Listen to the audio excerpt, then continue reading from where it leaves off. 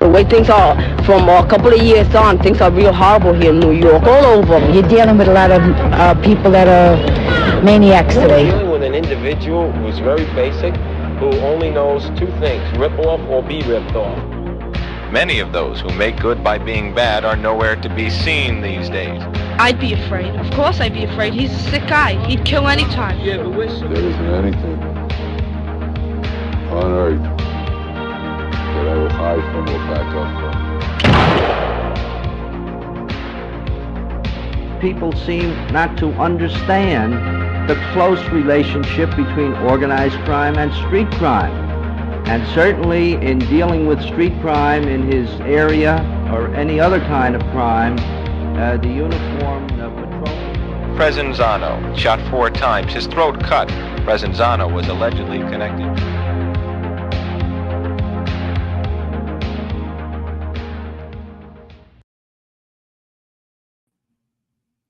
All right, what's up, everybody?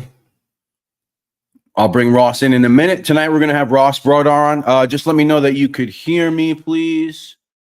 Give me I could hear you if you could hear me. Matthew Wells, what's going on? 444. G78, what's up? Roro.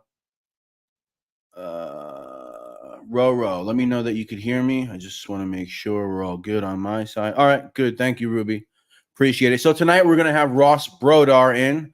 He's one of the men, along with Bill Sharp, behind the documentary The Linchpin of Bensonhurst, and, of course, the YouTube channel, Dominick Montiglio, The Life. Before we get to Ross, just a couple of announcements. Thanks. I hit 22,000 subscribers today. I want to say thank you to everybody who watches my content. And I'm going to be filming this weekend for a new upload. I'm also going down to down south at the end of the month.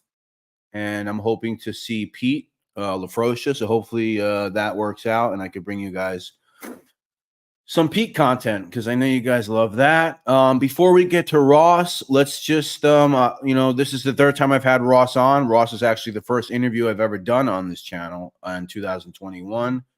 Let me give you guys just a refresher. I'm going to just play the trailer for The Linchpin of Bensonhurst, and then we'll talk to Ross about where he wants you to watch that, and a bunch of other things. So let me add this to the stream, and let's just watch. I can't escape, and you can't. Nobody can escape their past. And my past was just real violence. I mean, I was talking about killing. My family, meaning the Gambino family, and they were always criminals. They were always mafia. It's the weapon of choice. My palette knife. I switched from a 45 to a palette knife. It's okay to blow somebody up in a car, but it's not all right to sing. It got to a point where I was so depressed over that, I joined the Army.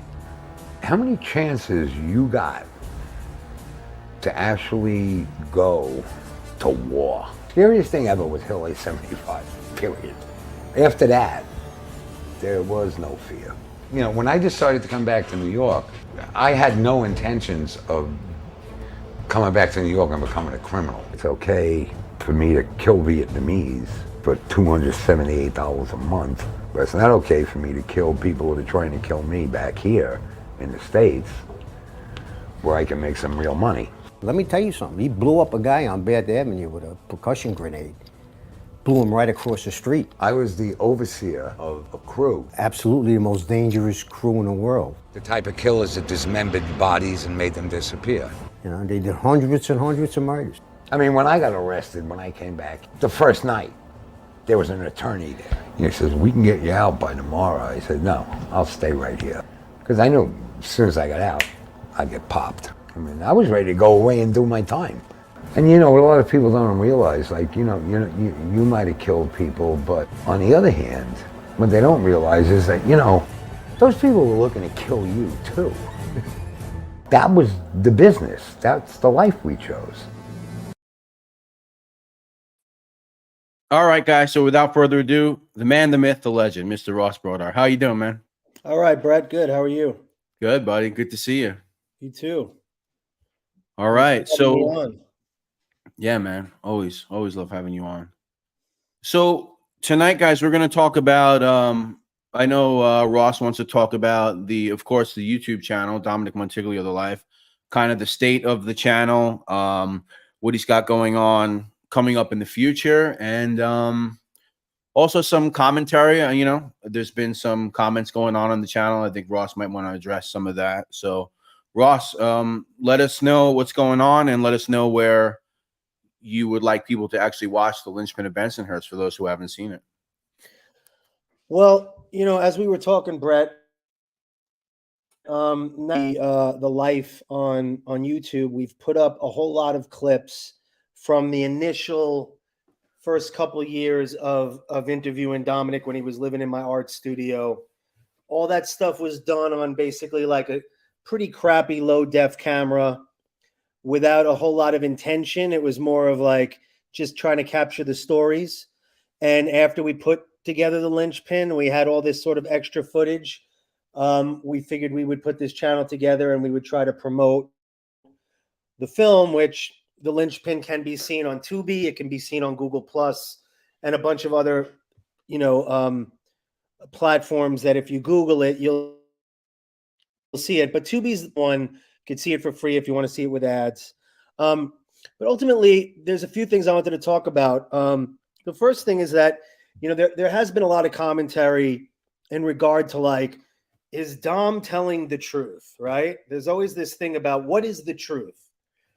And what I wanted to tell people is, you got to understand a few things. First of all, Dominick's talking about his life 30 years prior in these videos where he was with me.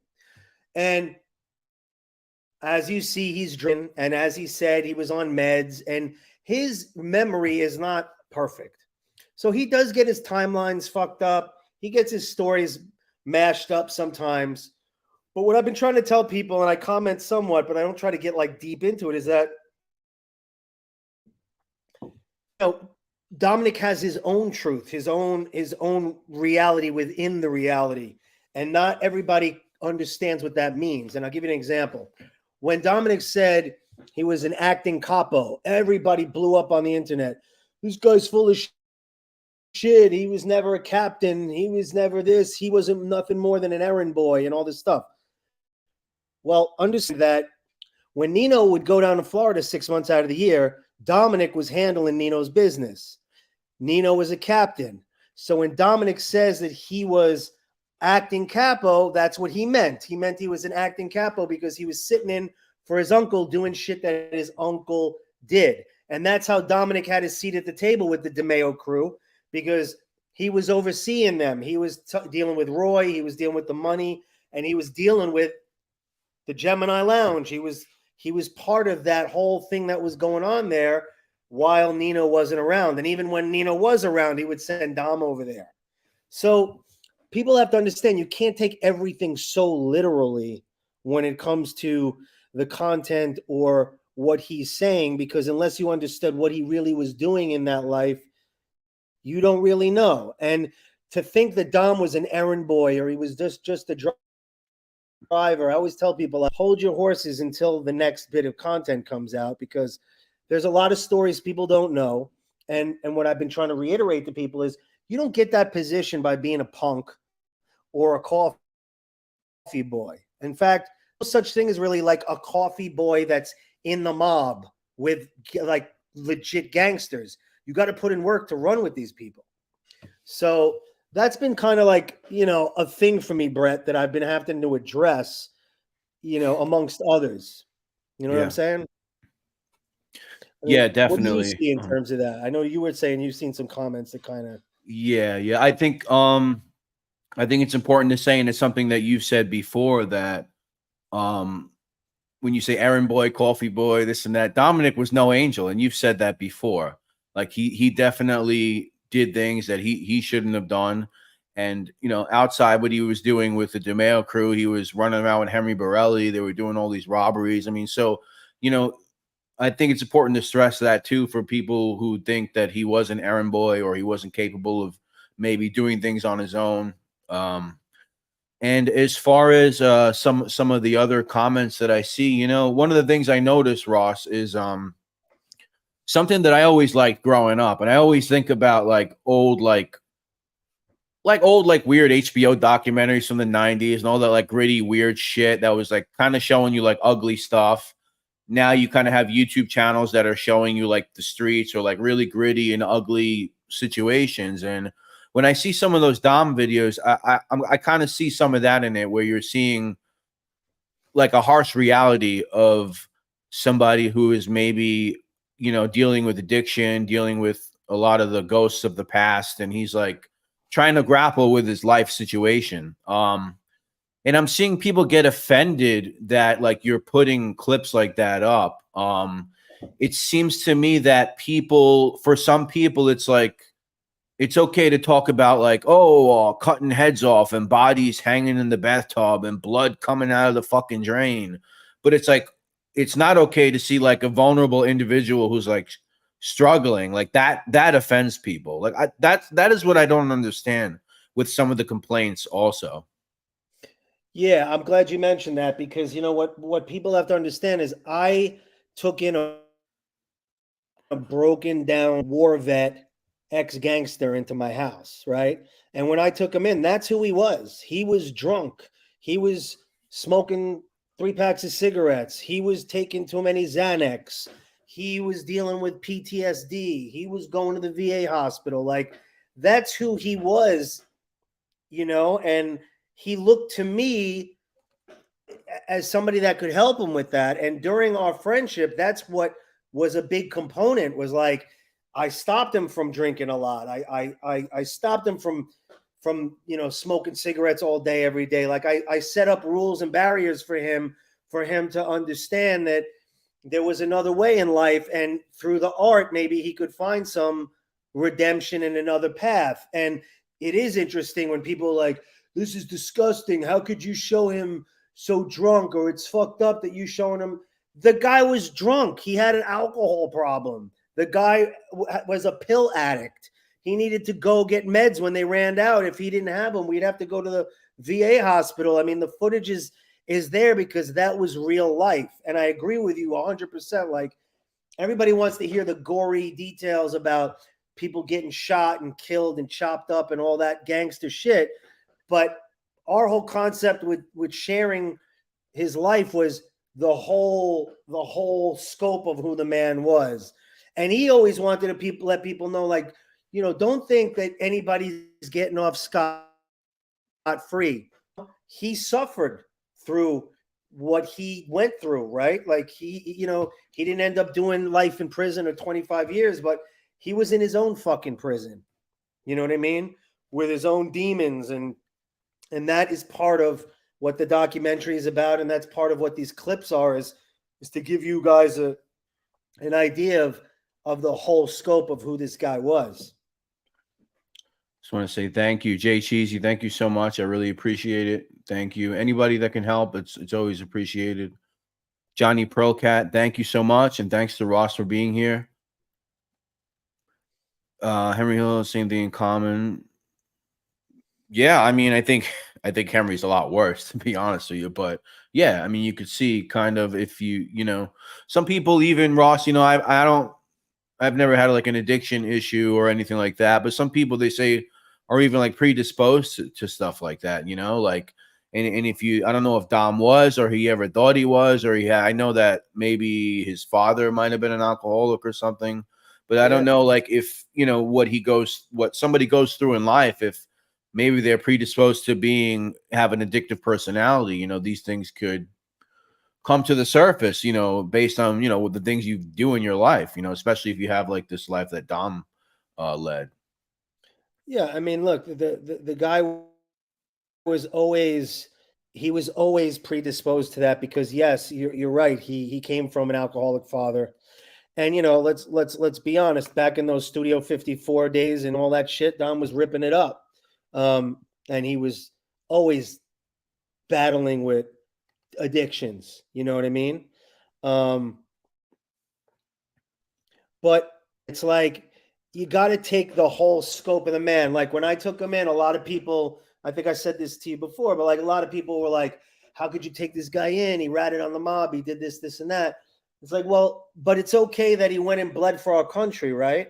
You're cool with the fact that he almost died over there and he was a Vietnam vet, but what now because he was with these guys, he's bad? Like, you can't judge a man based on one particular part of his actions. And that was always my thing with him. And I think that people seeing the footage, you know, that's kind of something that they have to keep in mind, that there's a whole story here when it comes to Dominick Montiglio. And it's a lot different than all these other guys you've seen out there that are doing mob podcasts and stuff like that. They didn't have the complexities that Dominick had. They weren't warriors, like real warriors that went to war. You know what I mean? Yeah. They didn't have that stuff. They were street guys. Dom was those things and more, an artist, a musician, and all that stuff. So, you know, he was complex. And what I wanted to say is, like, look, you know, the other thing that I've been hearing a lot is, well, you know, I hope you're not taking advantage of them, and, you know, where's the money going, and all this type of bullshit that has to do with, you know, let me explain something. None of this shit happened for free. It was an investment on my time and Billy's time to create all this stuff. And it was an agreement with Dominick to put it out into the world. And the only contract that man left in this world was the one with me and Billy on paper saying, you own my life rights and everything that I do. And he was my partner in that. Unfortunately, he passed away. So now it's up to us to do whatever it is we want to do or are going to do with whatever proceeds come or don't come. But, like, nobody's been getting rich on 6,000 subscribers on a YouTube channel. You know, people get, like, stupid and say really weird shit to me about it. And I'm like, what do you think? I got nothing else to do? Like, I'm just doing this and I'm not supposed to get anything back from it financially? Like, we all got to live. We all got to eat. Right. You know? Yeah. Yeah. I mean, that's like a big thing with creating on YouTube. People think that, you know, creators make some kind of money. I mean, I have, like I said at the beginning, I have 22,000 subs. If I had to live off what I make on YouTube, I wouldn't be living at all. I'd be in a cardboard box. You know, you have to, like, seriously get, like, hundreds of thousands of views a month. You have to get a lot of donations.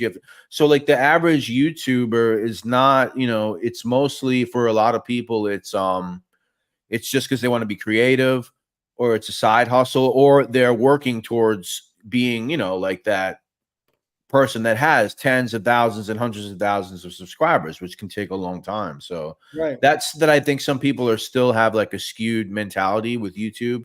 And a lot of people even look down, like, on people making money on YouTube and getting donations and getting cash apps and people donating. It's like, we're creating content, like, we're entertaining you, and it's like free for most people, right? So sure. So it's a big issue, but, you know, you just gotta say whatever, you know. Totally. Hey, by the way, Paulie Dibs, thank you, man. I appreciate that. Thank you. Yeah. Yeah, I appreciate that. He's a cool guy. He always has positive stuff to say and add, you know. Yeah, gumption. Yeah, exactly. Glorify, like, those vids are authentic. And thank you, Gumption, because, yeah, I mean, that's the other thing we're really trying to sort of differentiate ourselves from everybody else, is that our videos are authentic. They're raw, right? Like, they were done well before YouTube ever existed. So they weren't geared toward YouTube or, like, a certain type of way of putting it to an audience. They were literally like, Dom's living in my living room, and what the fuck? Let's just capture the shit because it sounds crazy, and then it took off from there. You know what I mean? Yeah, and I got to tell you guys, like, to even get somebody, like, I don't know what Ross went through, but maybe Dom was very willing to do this, but to even get that much footage and to have somebody that lived Dom's, like, be willing to be recorded and tell all that stuff, I mean, that's amazing. Because believe me, there's people that, you know, let's say, like, Pete or whatever, or some people that I've tried to talk to, and it's, like, next to impossible to even get these guys in front of a camera, to even get them to talk, to even like get a dialogue. It's, like, impossible with so many people. And like Ross said, I mean, a lot of this was before YouTube, and he managed to pull it off. He managed to get Dom to spill his guts out, and years later, we're all getting to see it. So, first of all, I think we should all be appreciative of that, especially people that have an interest in this genre. I mean, for sure. Yeah. Oh no, Yeah, absolutely. And yeah, no, very true. not only Paul. the mob, but the DeMeo crew. I mean, it's And Vietnam, yeah. I mean, Vietnam haunted him more, just as much as anything. I mean, thank you, Michelle. Thank you.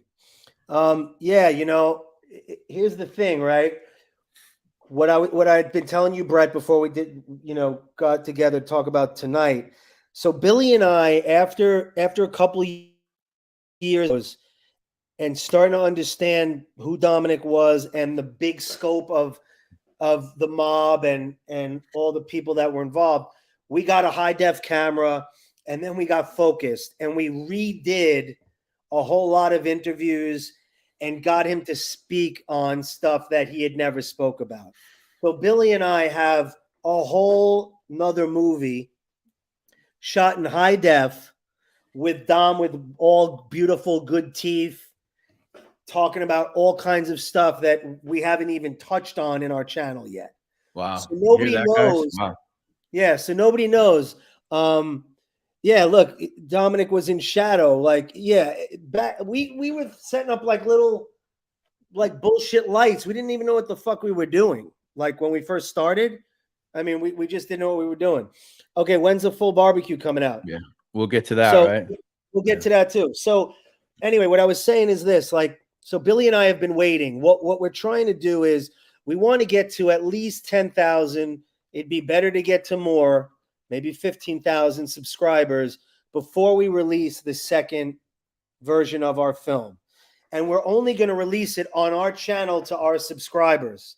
And that is going to be all new footage that nobody's seen, stories that nobody's heard that do have to do with crime, and things that he was involved in. And that is also where you are going to get to see the whole entirety of the DeMeo picnic. We've leaked out bits and pieces, and I get it. Everybody's like, I want to see the whole thing. You're going to get to see the whole thing. When we put this thing together, we're going to put one comprehensive, like, new movie, bonus DeMeo footage, all in one package. That's the plan. I want to preempt this by saying to people, the DeMeo picnic, Freddie puts the camera down for like freaking 25 minutes. You hear people talking, but it's like aimed at the top of this tent or some shit. You don't see anybody. So I want people to understand, like, you're going to have to sit through that part of it too. We had to empty, edit around that stuff. But yeah, man, like, we have a whole lot more. People always like, oh, this channel, I think they're running out of stuff. No, we're not running out of anything. We're just trying to do it slowly. You know what I mean? Yeah. Before we go on Gumption, I want to address this because that movie, just so you know, it has no basis in reality whatsoever. There's nothing in that movie that's based on reality. I mean, I guess they use a couple of names, but the whole premise of that movie is that it's like some Donnie Brasco shit where some guy infiltrates the DeMeo crew, and it's so silly. And when they had actually a trailer out, Ross, like months and months back, I don't know if you saw it, and there was one part where the cop was like, they have this thing called the Gemini method where they're chopping bodies up. I don't know if that made it into the movie because I haven't seen the movie, but when I was like, it's not based in reality whatsoever. And I don't know what the idea behind doing a movie like that. I don't understand it, but it boggles my mind because, everybody's always saying to me, why isn't why isn't Dom's thing becoming a movie yet? And this and this and that. And it's like, we got real stuff like this, but then they want to make some bullshit like that. I mean, it's even more bizarre, Ross, because I say it all the time. I really don't care if anyone agrees or disagrees with me, but like in New York City criminal history, it's like one of the most bizarre storylines. Like remove the mafia, like fuck the mafia and the mob aspect of it. Like it's one of the like most bizarre storylines in criminal history. Like all these guys coming together. It's such an unbelievably strange story that to make a fake version of it. It's like, what the hell's the point of that? It's so weird. Yeah. I don't understand that. No, I agree with you. They try to fucking, you know what it is? It's like these Hollywood producers try to like figure like recipe that's going to make it work. Like you said, a la Donnie Brasco. You know what I mean? And they're like, oh, well, you know, if we have a cop and he infiltrates, like that worked and this worked, and maybe we should have a female lead. And one of the DeMeo members is a female now. And I mean, it's fucking stupid. Yeah, you know? yeah. It's stupid. But I agree with you. I mean, nothing is stranger than the reality. Eh? Right. Yeah. That's Donna, Creative Creep. She knows a lot about the story too. You know, she's very like in tune with it. And yeah, she's right. So like someone like the nerds or whatever for the history of like this crew and everything that went on, like even like that chatter that you hear, even if we can't see anybody, like we're like, you know, when Freddie puts the camera down, it's even cool to hear the dialogue for me at least, and other people, you know. Oh, without a doubt. And there's plenty. I mean, he's got this insane cackle that you do hear in some of the other videos. He has this like weird laugh that's like a cackle, and you hear it all throughout, like when it's just pointed into nowhere, and you hear people talking and stuff. Yeah. And there's a bunch of stuff that nobody's seen yet. That, like I said, I mean, business let out bits of it to attract an audience. You know what I mean?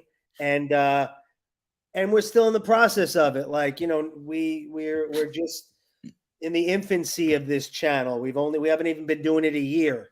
So, you know, what I would urge anybody tuning in here to what we're doing is, if you could share this, get it out there to people, you know, help us get our subscriber base up. The quicker we can reach a high enough number that we feel like it's going to be worthwhile, the sooner we can put this second version, which, like I said, we're not going to. Right now, Lynchpin went through a distributor to end up on Tubi and all this other stuff. But we feel like, what the fuck's the point? Yeah. You know, like we know what our viewership is, and we think it would be cool as almost like a reward for all these people that have been sticking around, to give them access first to, like, you know, this whole bunch of footage. I got footage of Dominic talking about, like, you know, what a hero Nino was to him, why Nino was his hero, how he looked up to him, crimes they did together, you know, all kinds of really wild shit that people are going to be really excited to see and hear about. So, you know, that's coming down the pike, but I got to wait a little while. You know what I mean? So I have a question from Sic Semper Evolo Mortem Tyrannus. It's a long name. I know you when you were making the film, you spoke to a lot of guys, Art Ruffles, Pergola. Did you guys ever have any contact with Detective Joe Coffey at all? We didn't. No, we never spoke to Joe Coffey, although I know that, you know, he had stuff to do with the task force and stuff like that. But the only people we spoke to was Artie and Frank. And I still speak to Frank today. I still speak to Frank.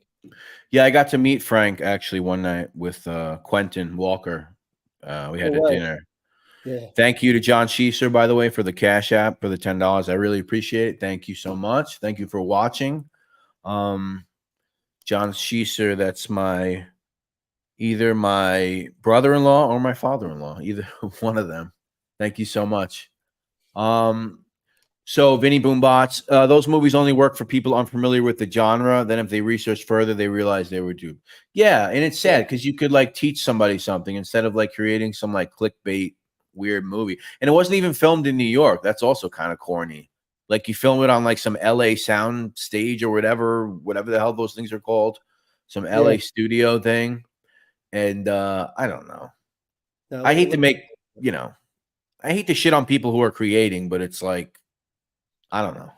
It's weird, but like you said, in this genre, if you're going to create, why you not use the truth? Yeah. I mean, you know.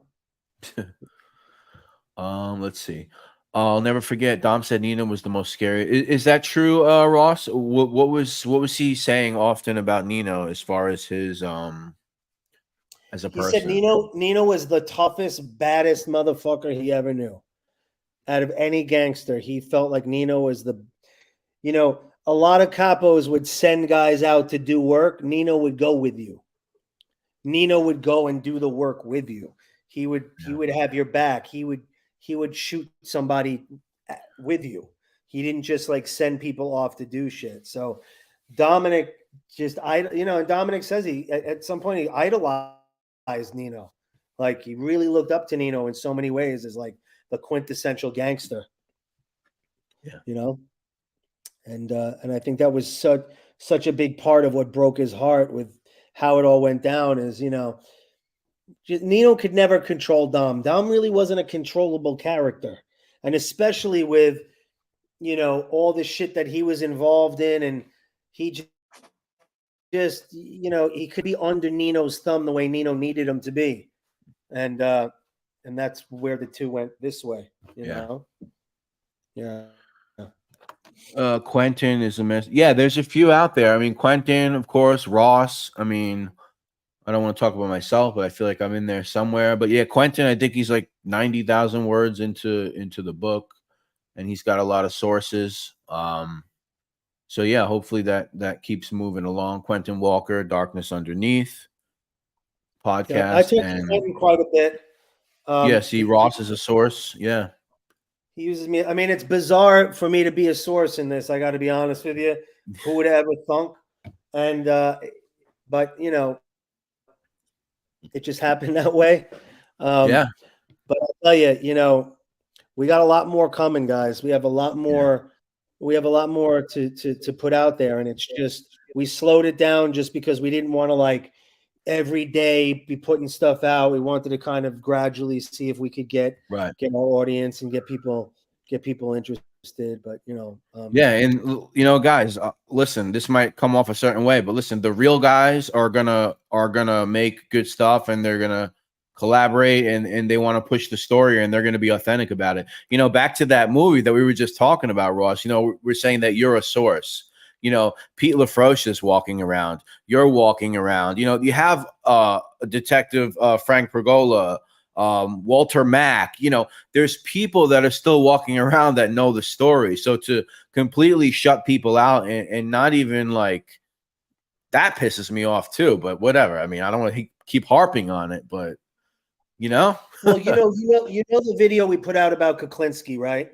Yeah. Where Dominick and Frank Pergola talk about what bullshit Kuklinski was.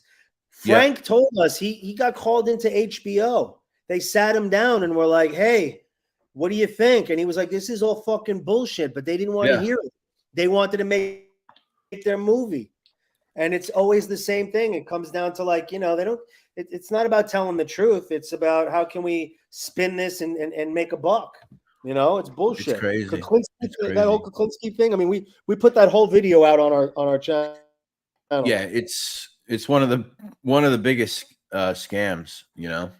I think Coffee was wrong. Yeah, that's the story, right? Coffee was the one that put the cigar in Galante's mouth. Did he? That's what I heard from. I think a detective said that. I forgot who the detective was. Holy shit! That famous picture. I would believe it. Yeah. Have you ever heard this?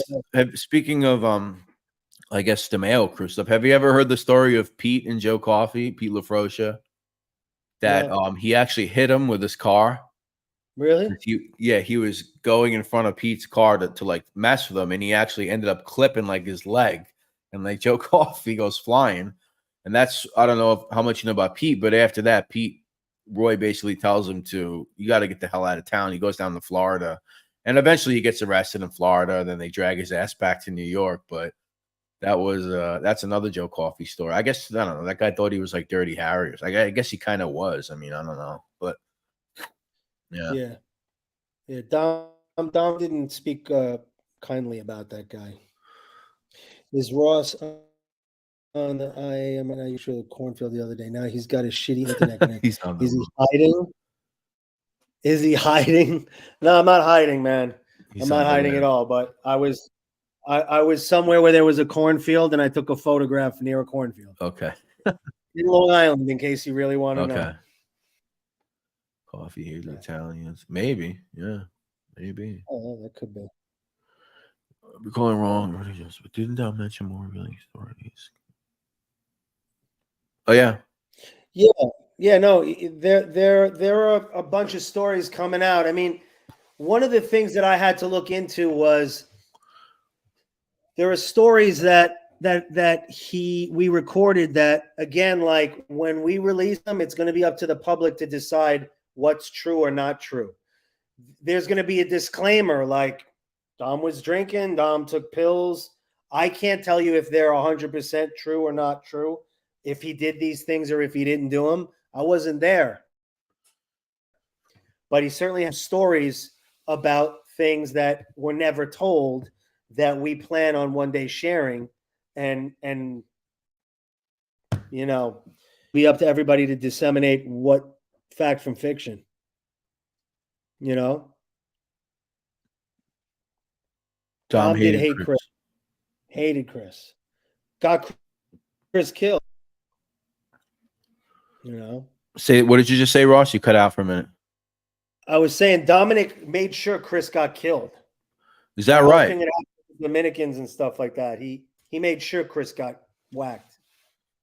Wow. He hated Chris. He absolutely hated him. So I want to talk about the pool party barbecue stuff in a minute. I want to get to that. Let's just get a couple more questions. What is this? And then we'll get into that stuff. And I want to play some clips that I got loaded up from that also. How do you slow down Dom from drinking so much during filming? I saw all your videos. Outstanding. Did you? Yeah, I did. I for real did. I mean, you know, sometimes I wasn't able to, as you see in some of those videos where he's completely just fucking wrecked. But ultimately, I made a rule. I was like, look, I'm not living in your fucking drunken ashtray. Like I can't have it. Right? I was like, so A, you got to go outside, usually on the roof, to go smoke cigarettes. And then B, I was just like, you're gonna fucking kill yourself by drinking like this, right?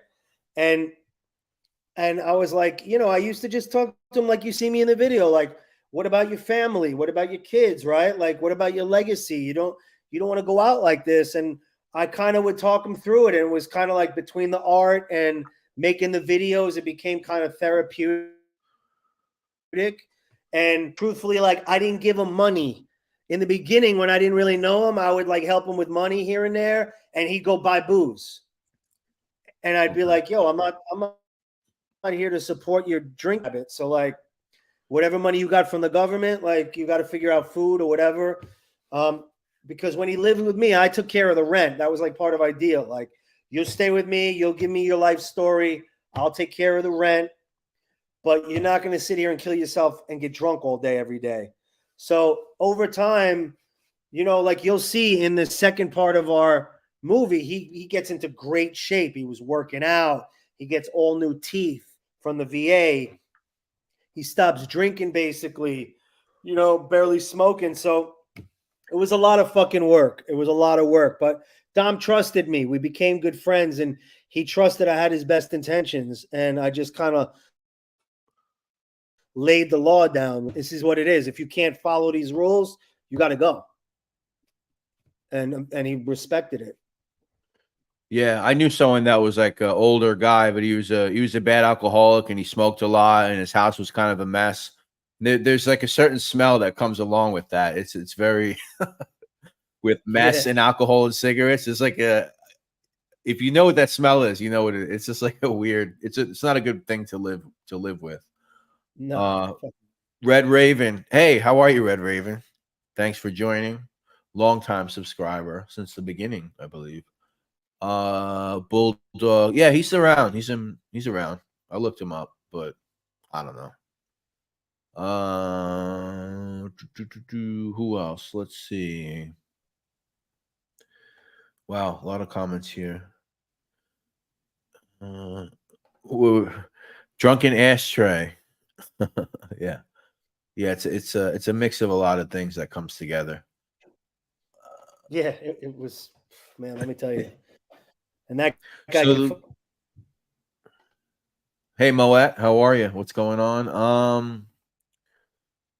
Let's I'll ask you to just talk about this, and then I want to get to that pool party stuff. Somebody is asking this. I know you've discussed this a lot, but I guess it's worth it to Marsa Bar kind of wants to know how you guys actually met. All right, I'll give you the abbreviated version, but like ultimately, I was working for a guy. I was bartending in a restaurant, and the manager grew up with Dominic. His name was Richie Emilo. Richie's on our channel, Dominick Montiglio, The Life, and he's also in the movie The Lynchpin of Bensonhurst. Richie introduced me to Dom at a Tribeca art show that Dominic was showing his artwork at. Me and Dom kind of hit it off, and it turned out he was living not far from where I was at in Sunset Park, Brooklyn. And we started hanging out as sort of like artist studio mates, you know what I mean? Getting together, drinking beers and making artwork and talking shit. And then, you know, it turned out he was in a pretty fucked up relationship he was living with. And he asked me if he could stay at my house for a couple of weeks, and that turned into 3 years. And during those 3 years, we decided to tell his life story as never told before. Yeah. And then ultimately you guys were friends for almost 20 years, right? Yeah. And then, you know, once he left town and he started back wandering around the country, we stayed in contact all those years, and we did different shows, and we tried to, you know, make this film. We you know, he put me in touch with the guys he was in Vietnam with. We went out to Colorado. We met those guys. Like we stayed on this for a long time together. You know what I mean? And we were constantly trying to see what we could do with his story, see what we could do with his artwork, and, you know, and just had a long-standing friendship. Speaking of artists, my man's here, RD357. I know you've seen one of those before, Ross. Oh, hell yeah, RD. Fuck yeah. I mean, I grew up in New York. Yeah. He was, I mean, in the 80s, late 80s, he was up everywhere. See, guys, RD. Yeah, I have 2 interviews with RD on my channel. Oh, that's funny. Yeah. Wow. RD. Yep. Thanks for being here, bro. Dom, yeah, I love Dom's paintings. Yeah. So, you know, all that's left is I got about 7 paintings and 25 drawings. And I'm kind of, you know, I don't know what exactly I'm going to do with them. Some I'm willing to sell, some I'm not. I keep threatening to make some prints and stuff out of them, but Billy and I just haven't figured that part of it out yet, but we will, and we'll let everybody know. But yeah, man. G78, I got to give you a shout out. Thanks for watching. Your wife, G78, also known as Gerard, also known as Galactic Girl, also known as. Thank you, buddy. Okay, so there's like 5 people that have asked the same question, Ross. So I don't know if you want to. What's that? Well, let me answer Vinny Boombots about Camry, because I'm sure people. Yeah, that's what I'm talking about. That's what I'm talking about. That's like the 4th or 5th time someone's asked about that.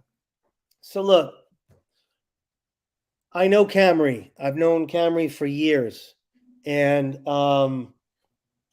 you know, Camry and her dad had, over the years that I knew Dominic, ups and downs in their relationship, as many family members do with their daughters or fathers.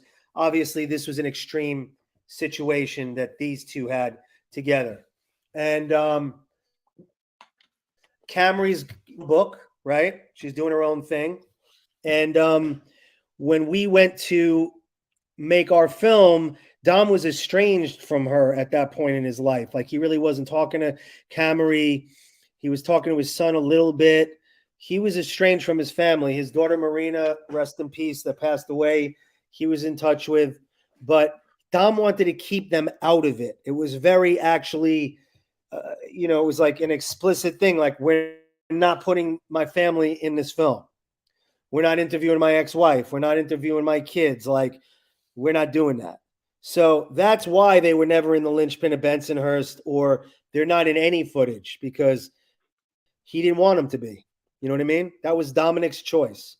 And There's a lot of footage where Dom talks about his struggle with his family. Again, when I met him, they weren't even talking at all. That was another thing I kind of really pushed Dominick to do, was to mend the fences, because I felt like a lot of his drinking had to do with the fact that he was missing his family, right? He loves his family and he missed them. And he did fuck up, but like, you know what I mean? It was that was a thing. So luckily they did get back together toward the end of his life. And Camry feels the way she does about a lot of this footage, and it's her prerogative to feel that way. Me and her never go back and forth about it. I don't talk to her about it. She don't talk to me about it. It's I kind of just try to respect her space and, like, you know what I mean, her reality. That was her dad, and I was his friend. You know what I mean? And I knew him differently than she knew him. I was a confidant of his. I was the guy, like you said, he spilled his guts to. His daughter was somebody he wanted to protect. You understand what I'm saying? Yeah. She didn't know her dad the way I knew him. I didn't know him the way she knew him. You understand? Yeah. Like, I wasn't his daughter. So it's all fair game. But when it comes to Camry and his family, it's just kind of like, you know what I mean? I try to, it's not part of this conversation. This is an interesting question. Ross, while Dom was surviving on the fringes, I don't know if that's the right way to say it, but well, I got a couple funny stories. So when Dom was living with me, ironically, I had a job for a while. I had an alias. My alias was Gus Valentine, and I used to collect money for a fish market in Manhattan and Queens. This was before I was collecting money for this fish market. How I got that is another story, but I made money collecting from restaurants that didn't pay their bills. And I used to have a guy that I would bring in, and we'd play good cop, bad cop. And he was a dude that was a big, menacing looking character, etc. When Dom was living with me and he needed to earn some money, I was like, yo, Dom, you want to roll with me? And I'll give you, half of what I make, and, you could earn a little. So I started bringing Dominick around to restaurants to help me collect money. Nobody knew who the fuck he was. He would wear his Vietnam vet hat, and they just thought he was like an old Vietnam vet. And he'd actually play like the calm, steady, and I'd play like the erratic fucking lunatic. So that was kind of funny, and we had that little gimmick going on for a couple years. In terms of, was he ever being beaten or robbed? Funny enough, when he first started living with me and I didn't know any better and I didn't realize his drinking problem, one night he went out to go get booze at the store and he came back all busted up. His fucking face was bloodied up. His tooth was loose. And I said, what the fuck happened? He goes, oh, these Mexicans tried to rob me, because in Sunset Park, they had a lot of Mexicans. Obviously, they saw him stumbling around. They thought they had like a Vic, and they tried to rob him. And he fought these guys, and he's like, look, I still got my wallet. They didn't get shit from me. And he said he fucked them up, but they fucked him up pretty good too. Yeah. So, and after that, I was like, no more. Yeah, I was like, no more leaving the house without me, dude. You shouldn't even be in Brooklyn, let alone walking into my house. So from now on, that's over. We're gonna do this shit together, and it was pretty funny. Yeah. Speaking about that, like him, like finally coming back and just like walking around Brooklyn, walking around freely. I mean, a lot of those guys that he was with or had affiliations with were either in prison for life or they were dead. So in reality, like a lot of those guys didn't have to come. They weren't going to get him.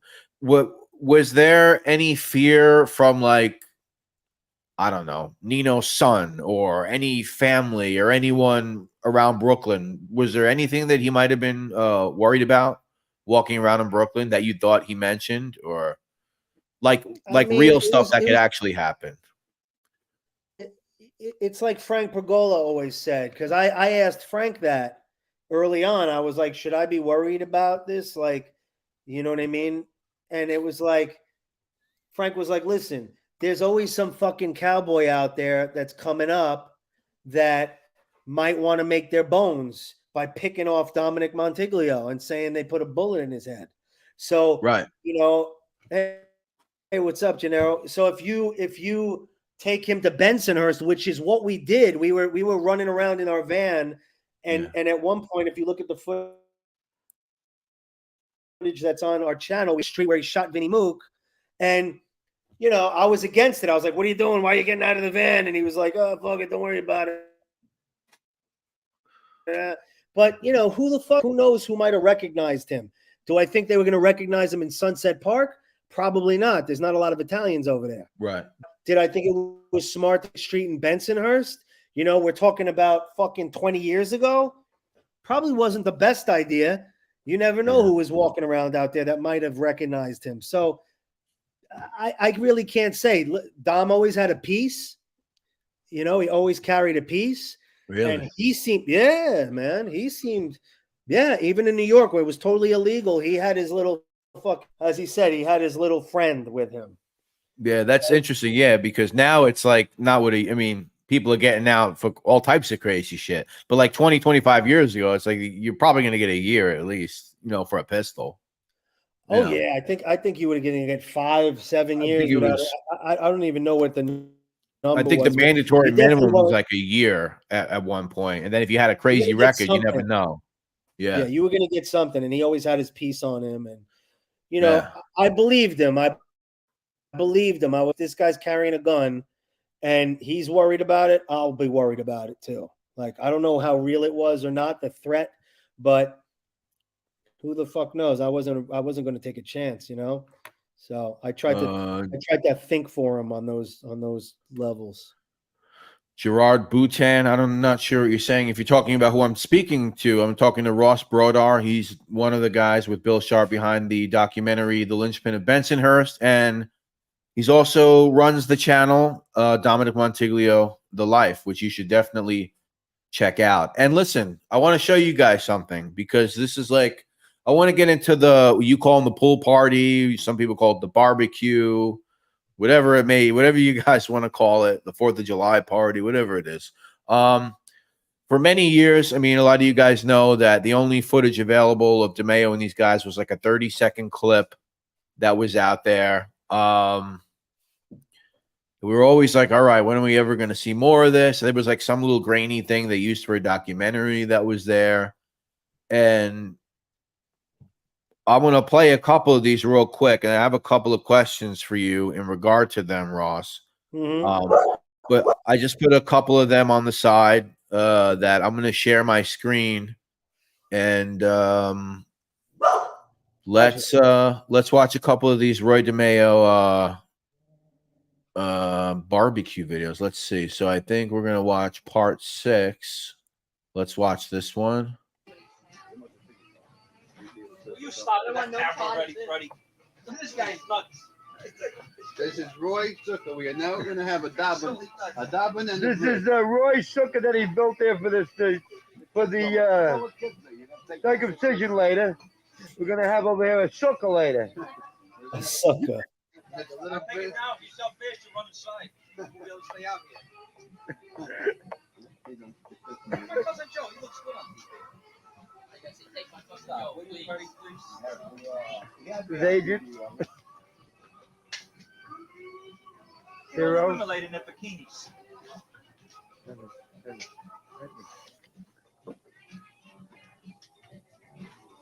What? That's it. Terry's got a few. Yeah, go get 5 chairs, 6 chairs.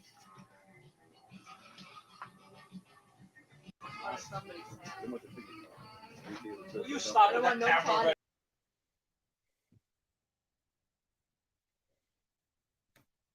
You know what a sukkah is, right, Brett? Yeah, dude, I know. Yeah, I was gonna mention that. Yeah. Yeah.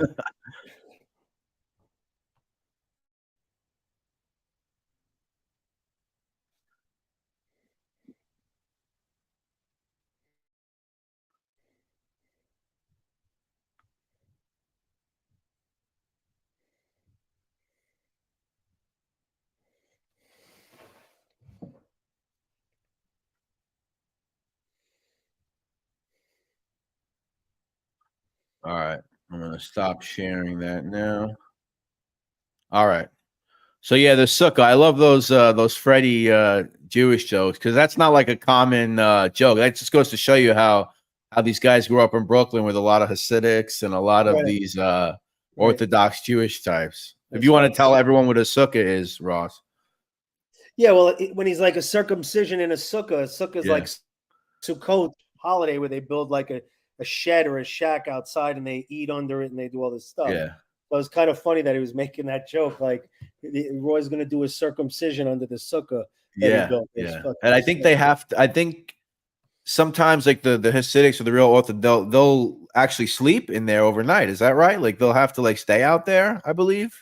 I don't know if they have to stay out there, but I know they can't ingest anything unless they're under it. So Yeah. whatever they drink or eat or whatever, they got to go under it. Yeah, so that's like a far out like Jewish. Like you would have had to grow up around like a lot of grow those up in people. Brooklyn to know what that is, or Queens. Yeah, to even know what that is. Yeah. Yeah. So that was cool. That I thought that was funny. And then in the second one I played, you guys actually got to see Joe Dracula Guglielmo in that clip, and you kind of get to hear his voice. To me, he kind of sounds like Sylvester Stallone a little bit. He's got this little voice like this, you know. He's talking like that. And a lot of people ask too, that young guy that people mistake for Anthony Center, that they say his name Terry, so I'm not really, I guess I'm not blowing it up. I don't know. That one that people always think is Anthony Center, that's Terry Galgano. He was a grandson of Ettore Zappi, who was a Gambino capo, big in the porno scene. And for those who don't know, Ettore Zappi lived in Massapequa, so it was very probably normal for that kid to be around Roy and be around those people. So that's not Anthony Center, just for those people who wanna who are asking who that is or who are thinking it's Anthony Center. Thank you, Alyssa, my fiance. Thank you so much. Give him back a piece of our money. Always love that. Manny Grossman, what's up, buddy? Great to see you here. My buddy Manny does a lot of great Son of Sam work.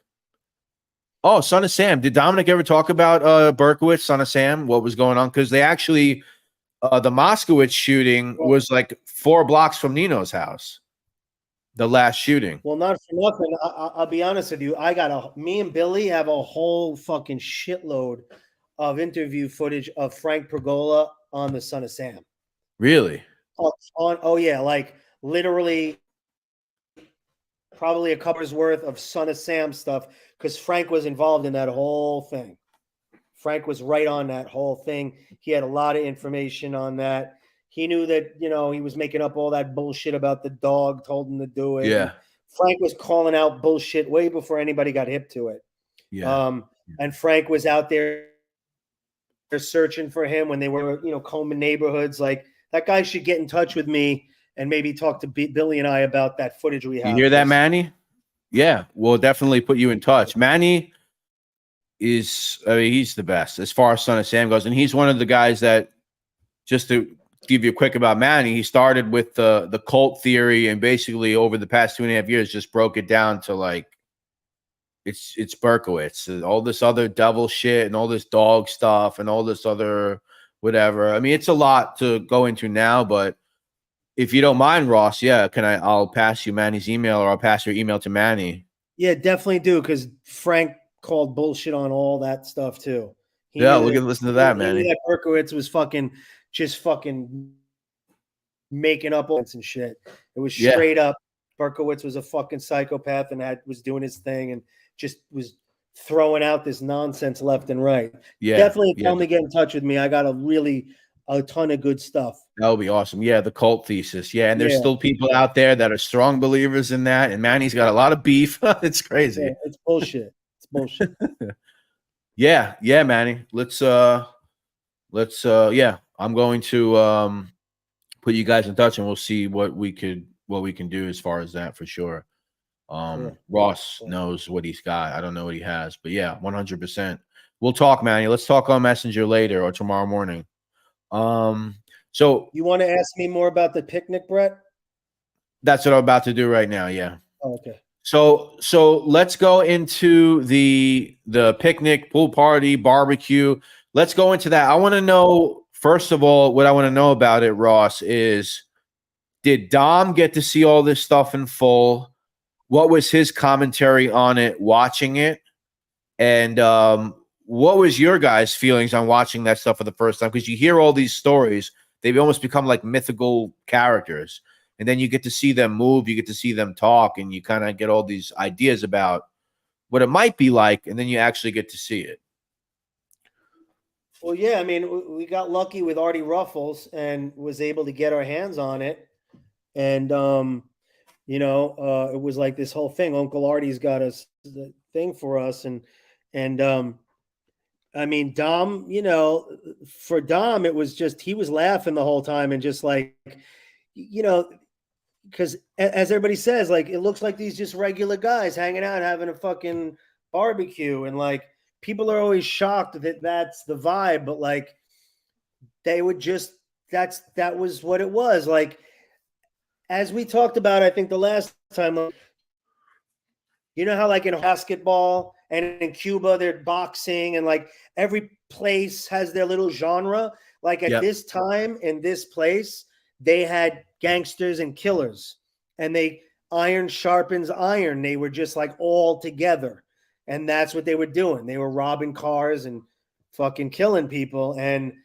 But in terms of like being guys, they were like regular fucking, if you could call them regular guys, they were just like guys from the neighborhood who got together and told jokes and had drinks and sniffed blow and banged chicks and did shit that guys do and talk shit about it. It's just they were on another fucking level with their craziness and normalizing the killing and the mayhem. But like, yeah, Dom was just laughing the whole time, and he was like saying what a lunatic Freddy was. So I was like, what the fuck is this maniacal laugh? And he was like, yeah, oh, that was, he was like, Freddie was always like that. And, you know, you see Henry Borelli doing the bend over joke and all that shit. And they're just, you know, goofing around, you know, they like to have fun. These were just guys that, you know, when they were chilling out, they like to have a good time and party. Brenda Sykes, thank you so much. I really appreciate that. It definitely helps anyone that can donate.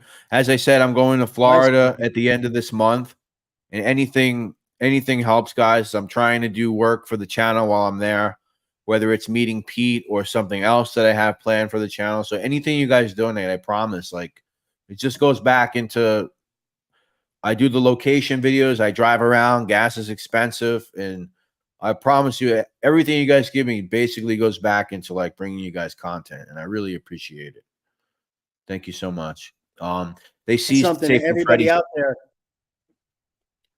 I'd like to add something. You know, the channel that we did, this life channel, we wouldn't have done it without Brett Rivera's help. He is the one that really encouraged it and guided us to try to make something on YouTube. So you all, he deserves all the props and whatever support that you can give him, because he's the guy that's really pushed this ball forward with us as well. Thank you, bro. I really appreciate you saying that, man. Thank you so much. To you, man. No, I appreciate that, man. Really. And guys, I mean, I know that everyone's here is already subbed to your channel, but like Ross said before, like, tell other people about it. If you have social media, if you see a cool clip from the channel, like, you know, just post the clip. Don't steal on YouTube like some other people have done, taking full videos from the, you know, but, you know, just share little clips, you know, or show other people who might be interested in it. You know, it helps. It really does. Let's get, yeah, Ross, did you want to add anything more? Because about the pool party, the barbecues, anything else? No, all I could say is there's a bunch more for everybody to see. And, you know, if everybody can help us hit our goal and just get some more subs, we will release the whole fucking thing in its entirety. Yeah. And along with Dominick's, you know, high def, crazy stories that nobody's heard yet. I think everybody that's really interested in this subject is going to be really, really happy with what we have to offer.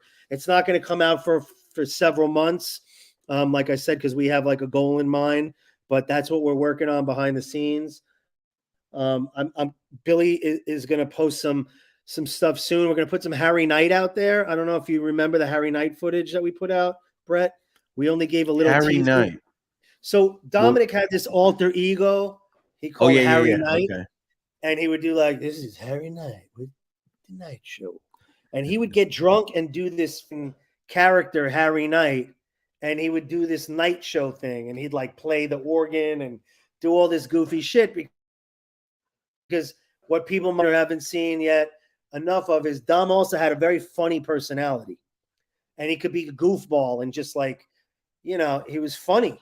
So we have some stuff we're going to put out soon with the Harry Knight stuff that Cool. people haven't seen, and I've got some footage of him out at a art show, you know, chatting up people and stuff. So we're going to be putting some more stuff on our channel, and then, like I said, we'll be releasing the whole picnic. Yeah, more pool party, the whole fucking pool party. But guys, like I said, it's all going to be packaged into a deal where you're going to have to pay to download the second film and the whole picnic. So that's how we're doing it. And you know, with all due respect, you don't have to ask me a fucking 1,000 times like everybody does every week. It's coming, which is part of why I told Brett I would come on and let everybody know it's coming for sure. It's coming, yeah. Thing. And I'll put up so I'm gonna put up shorts from this interview, and we'll let everybody know about that it is going to be coming. And we're all excited for it. I know everybody here is excited for it. Right now we got like about 80 people here. So let's see. Harry Wang. What is he talking about? Let's see. I'll just answer this real quick. What's the deal with LaFroche? You're hoping to hear more? So yeah, he was with that psycho. That guy tried to fucking kill me. I think he still got a contract out on my life, to be honest with you. IH Farmer. I know you asked me the other day.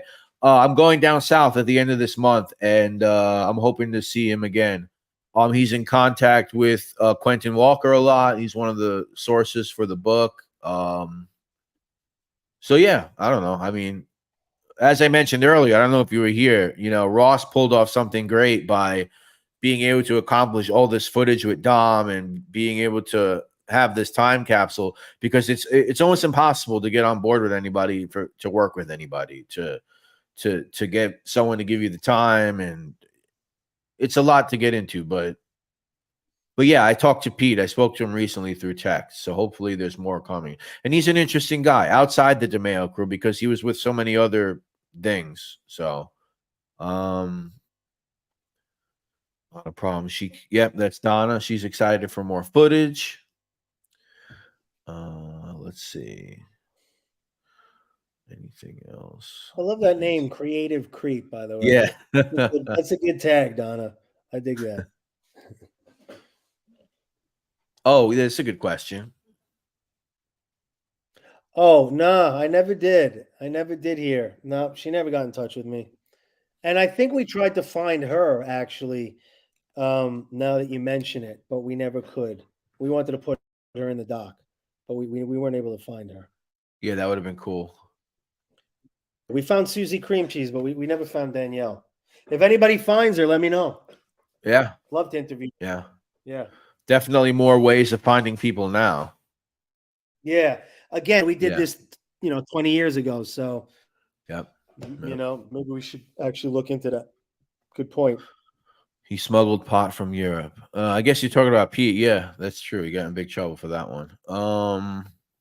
Great band name, The Creative Creeps. Ross, can you be found on Facebook? Yep. Yeah, just Ross Brodar? Yeah, just go to Ross Brodar. Absolutely. Okay. Any more questions? Anything? Oh, wait, hold on. What is this? Video regarding Vito Stars of the Young. What is that? Are you talking about Vito Arena? Well, did Dom ever talk about Vito Arena? Was he around him much, or did he kind of disappear at that time? No, he talked about Vito being the gay, the gay hitman, and he had his little lover who was another psycho called Joey Lee. Lee, yeah. But he put in work and he did his thing, and I was like, it's kind of weird. Like in those days, I would be surprised that they were accepting of like a gay guy, but he was like, Vito was Vito Arena was no joke. Like he put in fucking work with these guys. So he did. He That's talked about somebody him I a little was. bit. He found them what? He found them weird, or No, I just said like he was. He said they were a weird duo, like him and his gay lover, like because Vito was a giant guy and Yeah. Joey Lee was like a little Asian guy. So like imagine that it was just a weird couple, and then they were gay on top of it, and then they were doing fucking murders on top of that. So like, I mean, Yeah. Jesus, you want to fucking like make a movie? Joey Lee, I mean, you know what I'm saying? Like That's fucking somebody I wondered about finding, but I Joey don't. Lee. Yeah. Yeah, I wonder because you know what happened to Vito Arena, but Yeah. yeah, that would be interesting. I don't know, but he mentioned it. He meant, yeah, he didn't say that he like friendly with him, or it wasn't part of like it was part of the crew, but it wasn't part of like Dom's inner circle. Right. Oh, by the way, let me mention this because a lot of people are like Dom's thing. That the hole in the wall gang. That's not Dom's thing. That comes from the this and that. The hole in the wall gang is like a fucking punch word. Like, you know what I'm saying? Like the Yeah. word mafia. It's like Yeah. there's not one mafia. There's a lot that encompass. The hole in the gang is like, it was like a goof. It was like a joke. They were like, yeah, we got this penthouse in Jersey. Nobody knows what it is. We're going to call it hole in the wall. Yeah. Because it was everything but a hole in the wall. Yeah, It was because like that's like the Chicago luxurious outfit. penthouse. Like the Chicago outfit. Yeah. Yeah, they had the whole thing with the hole in the wall. But then what is that? Is Yeah. that like Little Rascals originally or something like that? Even know, but people are like, Dominick's full of shit. He wasn't in the hole in the wall. And I'm like, oh my God, these people. Yeah, because they're thinking of like Frank Collada and like Tony Spilotro and like those Yeah. casino guys. Like they're thinking Yeah. about that. Exactly. And it's like, no, he wasn't part of that, but he was part of his own thing, No, that's not who that is. That's not who that is. But some people say Sammy, it was kind of gay. Well, I don't know. I know one thing. The thing about Sammy is Sammy knows all these guys from Bensonhurst, especially. Like he knows all those people. So if anybody knew about Vito and stuff like that that's still around, Sammy knows about that stuff. Yeah. Did you ever talk to Walter Mack or did Dom? Dom did. Yeah. Dom did. Dom talked to Walter Mack a few times, and we were trying to get Walter Mack to be a part of the doc back when we were doing it. But the truth is, Uncle Artie Ruffles, and Frank, those were the guys that stayed close with Dominic for 30 fucking years. Yeah. I mean, he considered them friends. So we wanted to highlight the people that were closest to him. And I never did speak to Walter myself, but Dominic did a few times on the phone when he was living with me. Yeah. Yeah, Art Ruffles, man. I wish he was still around. I mean, what was he like? Art Ruffles, FBI agent. Yeah, it was it's funny. Art Ruffles was a school teacher before he was an FBI agent. Really? And if you look at the footage, he seems like unassuming and very like mellow and chill, but like he was a very smart man and he was very adept at, and apparently in his day, he was no joke, Yeah, and it's cool. One of my favorite clips with Art Ruffles, which I used a piece of it for an upload that I did. I know you won't mind, but I did a story because he talks about Henry Borelli's uncle, but he doesn't mention him by name. He's talking about Peter Corso, who was a heroin trafficker, a murderer, and I did a whole story on him recently. I found a lot of information about him, and it's really interesting what he says. He says, because Peter Corso was a heroin trafficker, he was in prison for fucking almost half of his life. He murdered at least 3 people. And at the same time, you have FBI agent Art Ruffles telling you that this guy said that he didn't want anything to do with the DeMeo crew. They were the most dangerous guys ever. And he was scared that he might have to kill Roy for Henry one day. That's how much he didn't trust those guys. So right. Yeah. Like those clips that you got. I mean, those interviews, Ross. I mean, that's like timeless stuff, man. So thank you so much for. No, you're welcome. We're gonna release more of that too. We have some more of that stuff. Roro, you kidding me? Thank you so much, oh man. Thank you so much, Roro. Wow. That really means a lot. I'll talk to you later, Ro. Thank you so much. Wow. Unbelievable. Peter Corso, yeah. OG Rube. What is that? Well, hi, Marky, anyway. I think Marky watches your channel a lot. Yeah. Gas pop pipe. Yeah, they had the bypass gang. Thank you. Thanks, Marky. Really appreciate that. Yeah, the bypass gang. Thank you. Did Dom talk about the barmaids at the Gemini? They seem to be like a thing of discussion for some reason. I don't know. Was there like a thing going on there? I don't think I can't recall him ever talking about the barmaids, to be quite honest with you. Mostly what he would talk about, and he says it in our film. He says you could always tell what was going on with them, because if they were happy and like all buzzing and feeling good, it's because they just did some work and killed somebody. But if they weren't like doing shit like that, they were kind of like mopey and depressed, you know. And he said he literally could tell. I didn't know Peter Corso was Henry's uncle. Wow. Yeah, Peter Corso, Paulie Gibbs, if you've heard his name, you might have heard him in the book American Desperado, which was about the cocaine cowboys guy, John Purnell Roberts, John Riccobono. He's also in that book as well. And Peter Corso's in a book that was put out in early 80s or 70s about the whole, taking down the heroin trafficking and everything that led to the Knapp Commission. There's like almost a whole chapter about him in that book, about arresting him and what he was up to. So Ross, is there anyone that you want to work with? Is there anyone that you're trying to reach out to? Is there anyone that you think? Yeah, I mean, because I know people have asked. Yeah, I personally would love to see if I could get on Chaz Palminteri's podcast, just because I think he would appreciate how we came to make this movie as a filmmaker, and the whole story behind it. I mean, I think there's just not many stories like it, and it seems like him or Michael Francesi, would be good. There's also a guy, John Bernthal. He's got a podcast called Real Ones. Right. He's an actor, and I would love to get on his show.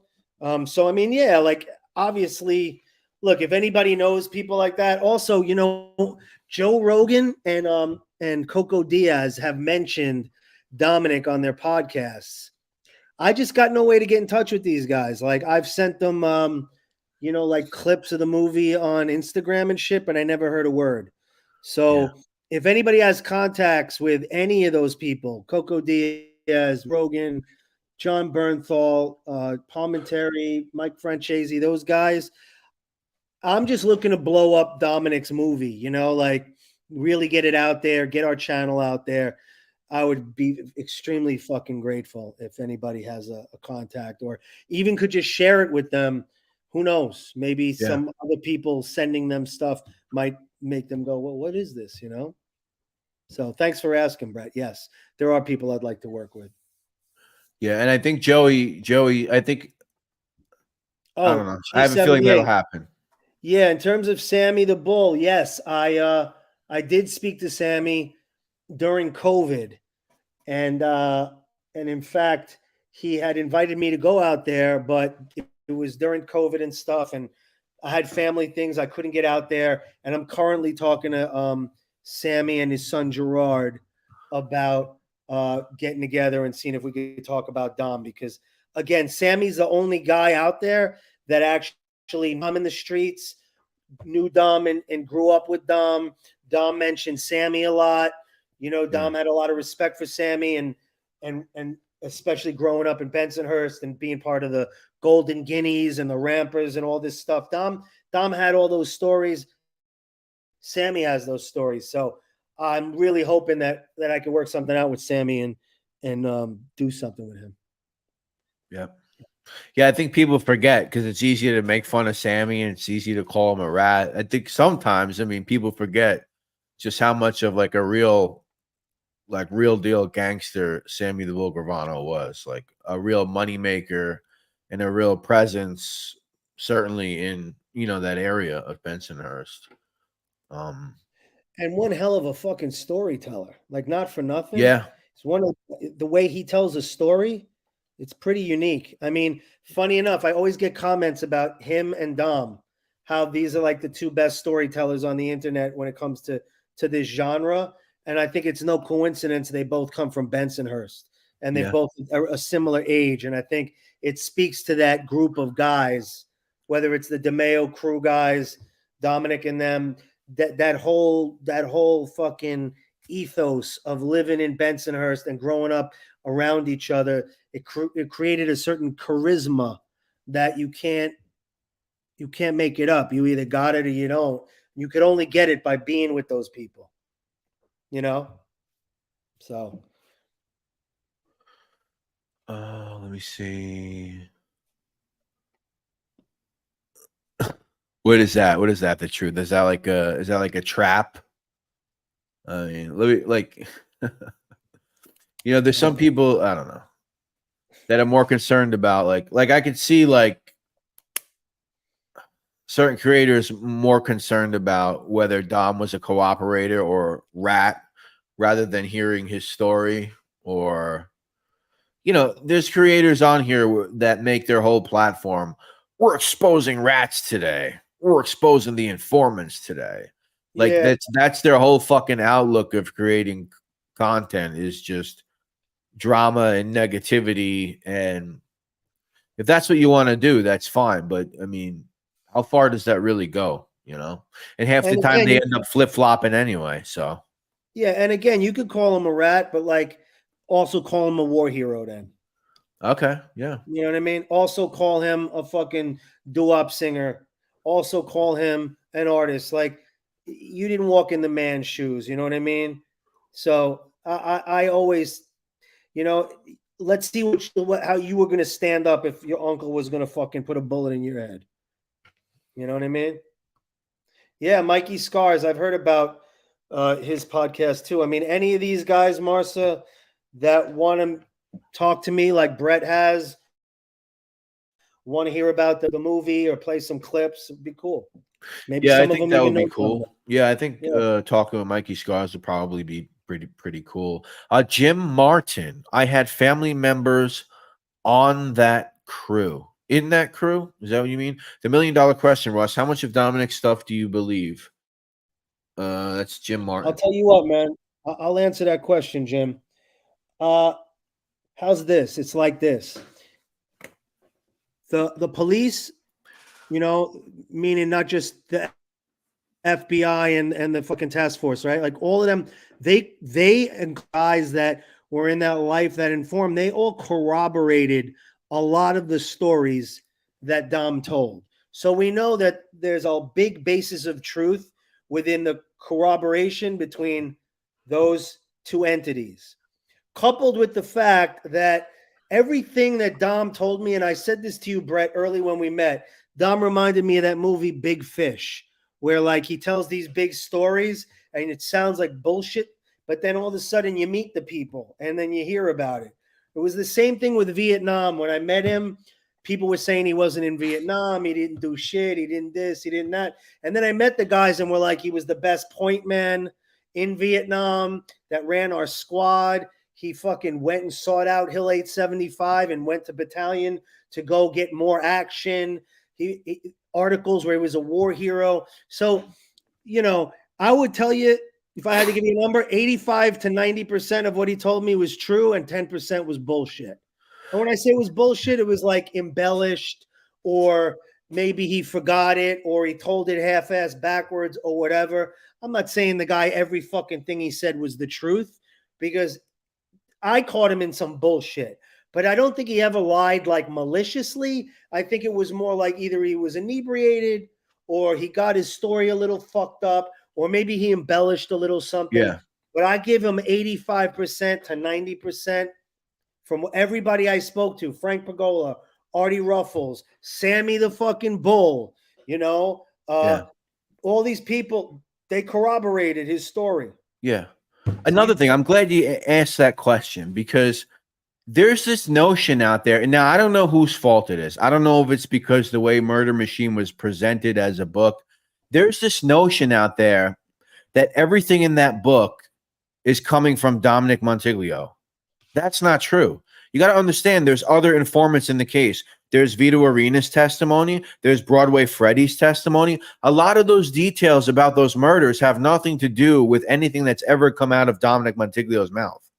There's Broadway Freddy talking about the details of those murders. Once again, there's Vito Arena and there's other people. So that the contents of that book is not solely from Dominick Montiglio. And I think that a lot of people actually think that the contents of that book is all from Dominick.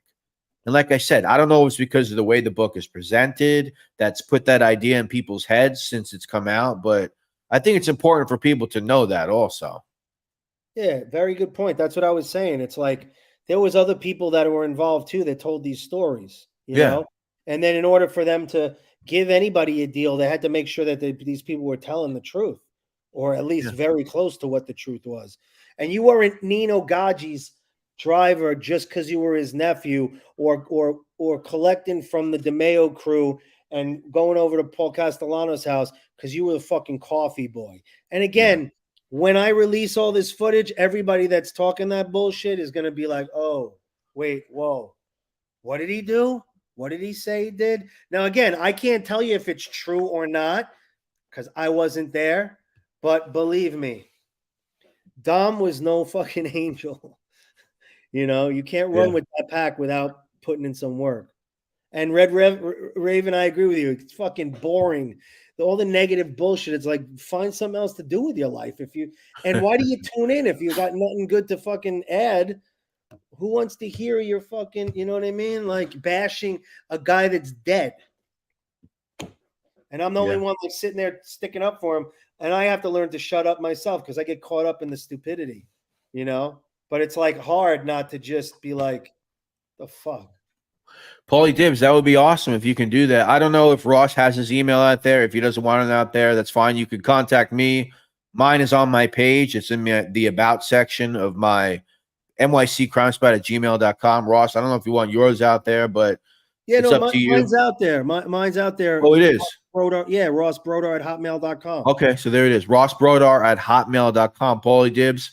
I think that would be that'd be great, man. You know, he's another guy from that area, from that area of like Bensonhurst and all that. And I know Mikey Scars is younger. I think Scars is born in the late 50s, I believe. So Dom might have a decade or more in him, but you know, Scars has a history of mob in his family, and he grew up coming up amongst these guys as a young guy. So he was definitely around a lot of guys, and I think hopefully you would be someone he would want to speak to and speak to Dominick about Dominick, about Roy, about all this stuff. So if you could help with that, help Ross with that, Paulie, that would be cool.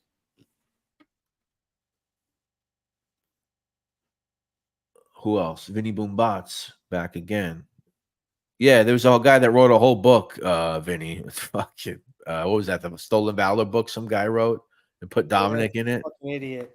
He couldn't open up his file, so he assumed he wasn't there, you know. Crazy.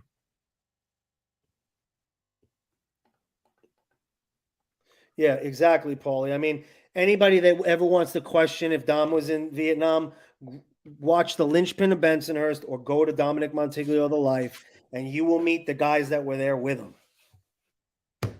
That's simple. Matthew Wells. Well, thank you, Matthew Wells, for your service, my brother. Yeah, thanks, Matt. The truth. What are you saying now? I would love to take an elderly Joey Testa out of prison and drive him there today to see how he reacts. Well, I don't think that's going to happen, but drive him where? I don't know. What are you talking about? Like the Gemini Lounge? The truth.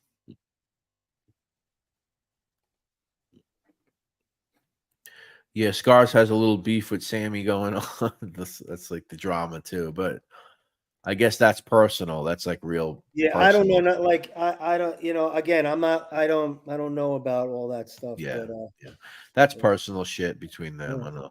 Oh, the Gemini Lounge. Hey, so Ross, do you have footage I think you do. You guys went by there with Dom, right? I gotta talk to Billy. I know we went by there. I don't remember if we drove by there with Dom. For some reason, I think Billy went over there to get some B-roll footage when it was it first became a church. But I gotta look because I think we did go through the flatlands and like all that shit. But I don't know. The short answer is I gotta look. I don't. Okay. 'Cause I think if we did, we would have shown it. But yeah. Ironically, you went by. Oh, I did, yeah, because I was filming something up the block that happened up the street, so I ended up actually, going by there. Respect you.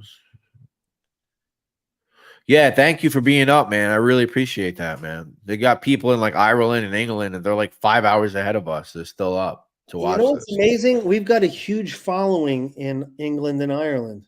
So Yeah, thank man. you. Thank you, man. And yeah, it's interesting how those guys really love this content over there. It's cool. Were any family members of the crew upset about the documentary or your videos? Sometimes I see their comments on other channels all upset. Family members, are you talking about family members of Dominic or family members of like other people like the Testa or the Centers, or who are you referring to, Marcia Barr?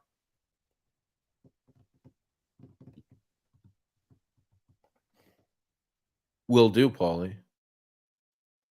Have a pint of water. Anyway, yeah, I guess you could answer that. Is there any? I don't mean. I don't know. I don't know if like nobody's said they were anybody's family member. The only one that got upset about anything was actually Camry about some stuff that in regards to a video we put up of Dom talking about being estranged from his family. But other than Camry, I haven't. Nobody's reached out or said anything. No. I will say that there is a family member out there of one of these guys who is constantly puts out photos because he likes the clout from the history of his gangster family. And then he gets mad if people use the photos, even though he's intentionally putting them out. And, so that's somebody, I'm not going to say who that is, but some people might know who that is, seems to like getting the clout off his family's gangster name and likes to talk a lot of smack about a lot of people. I don't know what his deal is, but that would be an example of somebody involved with this crew. Quentin caught a lot from crew members. Yeah, there's a couple of them. There one or two of them that, I'm sure it's tough when your family members are in prison for life, but what are you going to say? I mean, these guys were prolific criminals. I mean, what do you expect? I don't know what you expect. Yeah.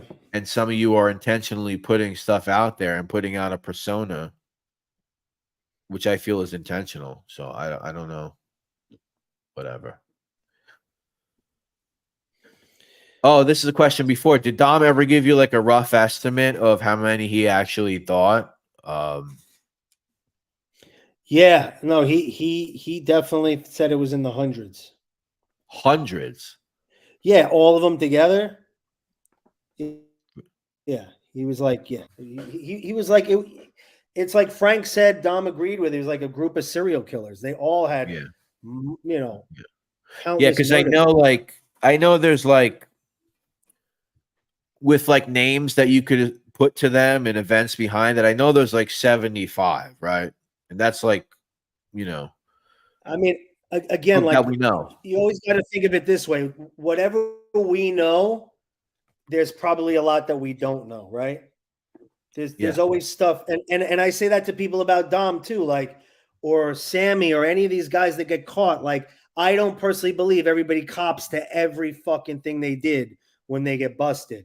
They cop to what they get caught doing, and maybe throw a couple little things in there. But like, that's what Dominic alluded to. Again, it's all speculation, right? I don't know. He never said like one guy was killing more people than the next guy. Yeah. Except for Roy, of course. Like Roy, right? But like he never was like Anthony Center does more than this one or Henry does. He didn't say that. He just was like all together, all the DeMeo crew was responsible for hundreds of murders. Okay. That's what I was Yeah. told. Yeah, we get there's some that still have to be uncovered and not known about. I don't know if you know, Ross, but I actually uncovered one, and Frank Pergola knows about it, and he couldn't believe it when he heard about it because they missed it. It's pretty fucking bizarre. It's pretty bizarre. What is this? Jesus, they were literally a crew of two. Everyone talks about Dahmer and Gacy. That's another thing that I always speak about. And why I'm so interested in the story, because it's like, you know, we always talk about Dahmer, Gacy, Bundy, and people have a hard time putting certain mobsters there because they're not like lone wolf guys, because they're doing it for a greater cause, because it's for the mob or whatever the fuck it is. But I don't know if you ever noticed, Ross, there'll be like true crime channels, right, that never talk about the mob, but they'll sneak in like a Roy DeMeo video. Yeah, I have noticed that. I mean, look, it's never, you can't, no matter what, you can't equate these guys with like a Dahmer or a Gacy who are like killing women and children and doing sick sexual shit and all this weird shit. I mean, these guys were, you know, as Dom said, like, if you played in the game, those were the consequences. I'm not saying that we know that certain individuals got killed that maybe shouldn't have, or like were civilians. It happened. But for the most part, it was like they kept it within their circle of who was playing this game. And so it's kind of hard to say, not to say that people's lives are invaluable and these are people's, you know, brothers and husbands and so on and so forth. And they are very, of course, but it's just more about like, I think, you know, they're just two different, you know, serial killers, these fucking, the river killer and the guy dressed as a clown, fucking gay guy, people under his, I mean, that's just, you know, it's two different worlds. This is something that came from Dom. Is that true? Yeah. I'm pretty sure Dom said this. Yeah, that's what Dom said. Okay. Dom did say that. Have you heard from, I mentioned it earlier, Farmer? Yeah, last I spoke to him, he's about 80-something thousand words in to that book. Yeah. We mentioned this earlier. It's a completely fictional take on the story. There's none of it is true at all. I'm not telling you not to watch it. I don't want to take money out of someone's pocket, but I'm just telling you, if you're gonna watch it, it's not true at all. Actually, Donna, Creative Creep, watched it for me recently, and she wasn't, I don't think, was a big fan of it. So hey Brett, man, I gotta get going, buddy. Yeah, no problem. So Ross, thank you so much for coming on. It's always a great conversation. Tell us what to do. We want to find your content. Brett, as always, thanks for having me on. Everybody that tuned in, thank you so much. You know, Brett's got an amazing channel here. I'm so happy to be part of it from time to time. As for us, Dominick Montiglio, The Life is our YouTube channel. You could tune in. We're going to be posting some more videos soon. And then again, as I said, stay tuned because the more subscribers we get, when we hit 10,000 and right around that time, we are going to release part 2 of the Lynchpin of Bensonhurst, all HD footage, never before seen of Dominick, telling stories that were never heard.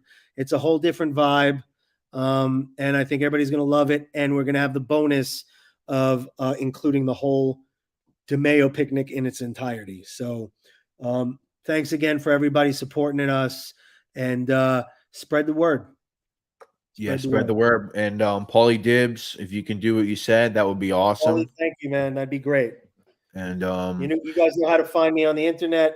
Please do reach out. If anybody's interested in original artworks, you can hit me up too, rossbrodar@hotmail.com. rossbrodar@hotmail.com. And I'm going to link the channel to this description so everybody knows where to go. Ross, thanks again, man. Let's talk soon. I'm going to call you like this weekend or later. Let's talk about a couple of things. Thanks, Brett. Thank you, bro. Appreciate it. Good night, man. Good night. So that was cool, guys, right? I can hang out for a few more minutes if you guys want to hang out. If you want to talk some bullshit, I can hang out a little. Thank you so much for everybody that donated. Roro, thank you so much again for the $99.99. Brenda Sykes, Gerard, I keep forgetting G88. I think Cheese. Anybody else? If anybody wants to hang out and chat a little bit, I mentioned something before, guys. I don't know if you heard what I mentioned. First of all, thanks again for Ross for coming on. Please support Ross, support Bill Sharp. I know Bill Sharp is not really on the channel much. He's kind of behind the scenes, but he put in all the work with Ross too to bring this. So support those guys. Please go to that channel, Dominick Montiglio The Life. Please subscribe. Please tell anybody about it. Because like I mentioned earlier, it's like you got people making fake movies like Inside Man. And it's like, and then you have people who really knew somebody like Dominick. I mean, you still have a guy like a Pete LaFrosia walking around. I mean, you have some of the detectives like Frank Pergola that helped break this case. And you're not using these people as sources when you want to make a movie and you just run around, and it rubs me the wrong way personally. So what I'm trying to say is like support the real people who are like behind this story and are really trying to get to the bottom of it and like push out like to the truth to the best of their ability as far as this story goes. I would really appreciate if you guys can continue to support Ross and anybody. Any more Bayside source? Maybe. I don't know. I gotta find one. Red Raven, thank you. Thank you so much. Yeah, more graph stuff. Man, RD, I did 2 interviews with RD. I've reached out to other graffiti artists. So here's the thing with the graph stuff. It's like there's artists that I could reach out to, but I want to get like the interesting people, like the RD 357s, you know. I reached out to other graffiti writers. You know, a lot of these guys don't want to talk. A lot of them are like a lot of these graph writers, you know, because most of their career is based in doing something illegal, you know, so they have almost like a mobster mentality. So it's like they don't want to talk. They don't want their voice out there. They don't want their image out there, you know, so it's a criminal thing, you know, but I grew up involved in it. I got some shit behind me. There's another video on my channel of an old friend, someone I used to know by the name of Lance de los Reyes, Rambo, who is a famous graffiti writer who passed away. Unfortunately, I didn't interview him while I knew him, but there is a video of him on my channel. So, yeah, I'm going to try to get more graffiti stuff, but they got to be like, you know, top notch, not just like, you know, they got to be like interesting, super interesting interviews and guys that haven't done that many interviews. Lance, did you know Lance Pauly Dibs? Lance de los Reyes? That's one of his artworks behind me, that big wooden thing with that skull, with the skeleton, the praying skeleton, with the writing. If you know that writing. Yeah, that's another, it's a criminal thing. So a lot of these guys, they don't want to talk about it. Brett, was there anyone on the graph scene that just amazed you growing up? Anyone on the graph scene? I mean, yeah, I mean, when I'm a kid, yeah, you look at like the old train stuff, right? Like the Lee Quinones stuff and the Don D shit. But a lot of things with graffiti is like when you grow up into graffiti, it's like the guys in your neighborhood that impress you. So I could name guys, but you probably would never even heard of them, I guess. I don't know. But I got to tell you, what was always impressive to me was like riding the 7 train when I was a kid, when I was like a young teen in like the early 2000s, because it was still on those rooftops. There was still like really big productions and big stompers, guys like Derek, Kelt, Tabs, Tease. I don't know if these names sound familiar to you. Guys like that, they were doing fucking big stompers on these rooftops on the 7 line. So stuff like that was pretty awesome to see. Yeah, Danny Cortez is awesome. Yeah, man, that dude is like unbelievable. He might be cool to talk to. If you guys don't know, look up Danny Cortez. I wish I had a few thousand laying around. I'll get him to make like a little Gemini Lounge sculpture or something. He makes like these little sculptures of places in Manhattan. Brett, since you eat at former mob joints, you should do mob restaurants review. Maybe you can get your food on the arm like that. Well, I have been reviewing the places that I've been going to. I went to Robert's Lounge. I reviewed the food there. What's going on there? I went to the Suite, Henry Hill's Suite, which is a Japanese spot. I reviewed the food in there. I went to Sammy the Bull's Tallies in Brooklyn, which is called the Like Cafe. It's a Chinese spot. I reviewed the food there. So yeah, I'm basically doing food. I'm a food blogger now, in case you guys don't know. Fuzz one. Yeah, Fuzz, but he's like a weird guy. Let me tell you about Fuzz. Manny, I don't know if Manny's still here. OG Ruby, you have heard Manny talk about Fuzz. The one thing that I would always hear about Fuzz, Vincent Federchak, was that like the running joke about Fuzz is like people would be complaining online that like they sent him money for a canvas and he would never like send them the canvas and he would like rob their money. So he's always kind of had like a weird reputation. So I don't know. He seems like the type of guy that you would ask him for an interview and he'd be like, yeah, but I got to do it for like $500. He seems like that type of guy. Oh, you did? That's awesome, Vinny. Yeah, that would be so cool. It would probably cost a couple of grand, I would imagine. Whitestone Park, watching my brother take the bitch. Yeah, I bet. I was amazed by Italy. Oh, Italy's cool. Yeah, Italy's awesome. Especially when you go to Italy and they're making like the fresh mozzarella and it's like hot and they give you like a sample. Not being funny, but it's confirmed that Henry Hill was a buyer. I have no idea, dude. I've never heard that. I don't know. Maybe. I don't know. TMF Bay Area. I'm not sure. No, Bay Area stuff is like I know like of course like it's funny because when I think of Bay Area, I think of like New York guys that went over there and did stuff. Like KR, Crank, Cycle. But then you have other guys there, right? Like some of the BTM THR guys, like Twist, Jade, Orphan, who passed away. You got that guy Race Car in the Bay Area, you know, Race Car. That's my favorite. Like New York City, actually, in Bay Area, I think there's like kind of like an overlap in the style of graffiti almost. As far as like the bubble letters and stuff. Hayes, yeah, Hayes. Hayes is married to what's her name? The Spanish what's her name? The actress. Dude, what's her name? He's married to the famous actress. Damn, dude, you know who I'm talking about. She might have been on The View for like a half a second or one of those shows. Look up the Howard Stern episode about him and his poor. All right. Thank you for being a fan of Ross. Did he? Was that like on one of his drunken benders? I mean, maybe. I don't know. I would just like to see him do it. He's done freebies where he hides them. Yeah, I've seen that. Yeah, I've seen on social media he's done that. Yeah, Race Car. He's got like that one-line tag. I love that stuff, man. Yeah, I'm a nerd for graph, dude. Like, I'm a fucking nerd for it. I know a lot about this shit. Right, you should go up to the Bronx and do a story on the guy who pilfered Fat Tony's mausoleum. I never even heard that story. Is that true? That's wild. Rosie Perez, yeah. KR is married to Rosie Perez. That is right. KR, I mean Hayes.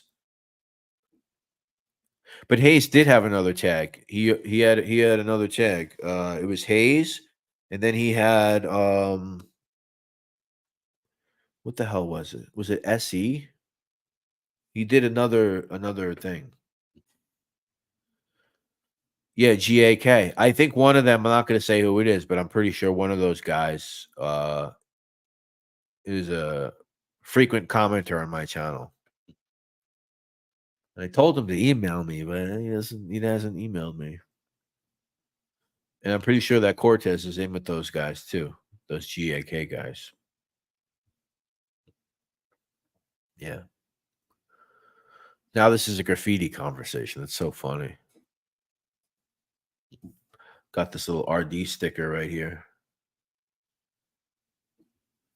Yeah, GAK. Yeah, those dudes are everywhere. Those stickers are like fucking everywhere, dude. Homa, Cast, whoever else. I'm probably forgetting a couple of them. Yeah, I know, Johnny. I know. I got that from an editing program, and it was so good. It was so perfect. And then one day I used it, and I got a copyright strike. And somebody who was licensing it to the editing program got it back, or somebody bought it through whoever had the license for it, and I can't use it anymore. I wasn't hurting anybody, but it was free for me to use. But yeah, Best Buy. That's that dude Cast, Kest. He does the Cast, Gak. Anywhere search up with the New York pizza story, Howard Beach racism. Oh, that story when they chased what's his name and he got hit by the. Is that what the one? Yeah, I know the story. Maybe. I will say that I'm not a fan of New Park Pizza whatsoever. Yeah, so maybe I should. I don't care. So listen, I have friends who are friends with Zephyr, who are doing things with Zephyr, and he's not interested in doing an interview. So it's interesting that you brought that up, Paulie Dibs. But I tried, and he's not in the mood, not interested. I have no idea. Yeah, Raven, I know. It sucks. Yeah, but he just doesn't want to do it. So it's too bad. Okay, I confused the two. I talked to other people. I got in contact with Cost, who was nice enough to email me back. I'll give him that. Another guy who kind of kindly, respectfully declined. But that's the type of people like RD, right? Zephyr, Cost, people like that. Those are the only types of interesting MQDMS, people like that I would love to talk to. People that don't do interviews. That's the only way I'm going to do the graph stuff on the channel. People that really don't do interviews are people who have not done that many. Have a fan come up with a theme song. Yeah, that's always possible. Yeah. What do you think about the Demo Story being a series with Dom as a lead? I always pictured him. Yeah, almost like in style of Goodfellas, right? With where Henry Hill is kind of like the storyline is kind of Henry Hill, but then there's everything else going on. Yeah, that's kind of how I always thought of it myself. But at the same time, there's so many interesting things about Roy. So how do you tell Roy's story? Like, how do you tell both of those stories simultaneously? Because I think Roy's story is extremely important too, So I don't know. And the coming together of all those characters. So it's hard. It's hard to figure that out. Yeah. Yeah, that's what it would have to be. It would have to be like an epic, like, I don't know, like 10-part TV series or something. It'd have to be like crazy. It'd have to be like 10 hours of like movie. Yeah, it could be like that. Yeah, there's way too many characters, and it's like, and you can't cut all the characters out, right? You can't cut all these guys out because there's so many important characters, So I don't know. Gunsmoke the Don, what's going on, buddy? Thanks for stopping by. I had my buddy Ross Brodar on for about an hour and a half, and now we're just talking bullshit. We're just talking shit about graffiti, about all types of shit. Gunsmoke is from my area. My area. What is it? He does a Aralata impression sometimes. Gunsmoke. Is that Chicky or Aralata? My area. I think Cortez seems cool enough. Yeah, he would be cool to interview. Danny Cortez. Yeah. Have you ever seen the movie The Kiss of Death with David Caruso and Nicolas Cage? I hear the city's closing down the Iron Triangle. Kiss of Death. No, every time I think of David Caruso, I think of that stupid, what is that, NYPD show where in the beginning it's like the Who song?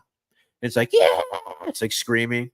They'd be like David Caruso, like putting his glasses on. He's like, I think we're going to arrest him. And all of a sudden the Who song starts fucking screaming like, yeah. That's what I think of when I think of David Caruso. So it kind of cringes me out a little bit, to be honest with you. Does that make sense to you guys?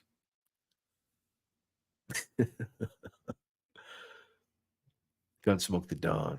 Oh, okay, okay, yeah.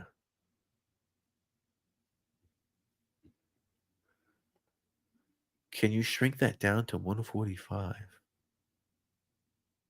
What is that? Did I miss something? Freddie Denoni alone is it like? Yeah, that's the problem. It's like there's too many characters, and you don't want to miss out on some of it. Get Tarantino to do it. Yeah, Tarantino could do it. My only thing is like he'll turn it into like Kill Bill. It's like when you cut a head off and there's like bloods. I thought about this before, Vinny. Like it's like Kill Bill when you cut a head off, like samurai. It's like there's like blood squirting out like a fucking like a water fountain. I could see him doing that. Like cutting a body in a bathtub, and it's like some like super exaggerated version of a murder, which is kind of might be his style sometimes. Speak Brooklyn, take the words out with the R and end with the A, then the words out with the A and R, like vodka. Vodka. Is that right? Interesting. Area. My area. Tony Handsome. I like that name. Balls, attitude, direction. Tony Handsome. Oh, that's bad, right? Bad. Balls, attitude, direction. That's pretty funny. Check out the Kiss of Death on it. All right, I will. I'll look it up. I don't have anything against David Caruso. I just think of that cop show every time. Where he'll say something. He'll say something like, and then the Who song will come on. Too many feet shots. Oh, that's like a running thing with him, right? He's obsessed with feet. Right, your Joel Rifkin vid was awesome.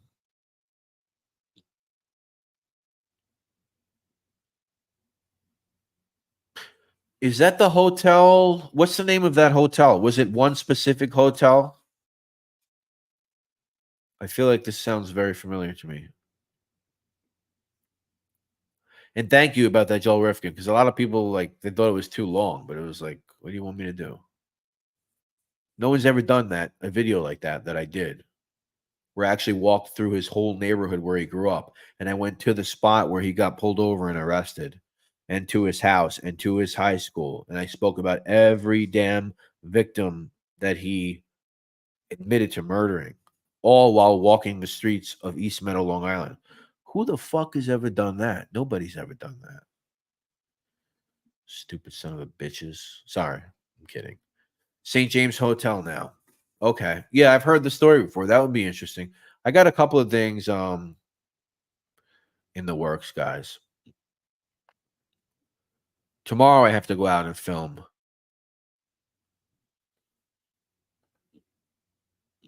Yeah, there's an argument for that. I mean, yeah. It's not my favorite New York movie, but there's an argument for that. Yeah, Samuel Little. That's the guy who says he killed like 100 people, right? And he was like drawing pictures of every single one of them. That's that black dude, right? That they didn't uncover him till like 10 years ago or something. Yeah, he did. He was asked about Lisk, who seems to be Rex Heuermann, from what, Is that not working the Ross? No, it's not a Ross Brodar. It's an old friend of mine named Lance de los Reyes, Rambo, who passed away. Dom did some great art. Yeah, I like Dom's work. Yeah, he died recently. What a weird guy that was, huh? How about going into the building and filming Rex Heuermann? That's funny. There's probably a caution thing over. It's probably locked up. But if you guys missed it, I mean, the day after they arrested Heuermann, I went to his house and I filmed 90 minutes of evidence collection coming out of his house. If you guys are interested in that stuff, check it out. Check it out. All right. No, I will. Kiss of Death.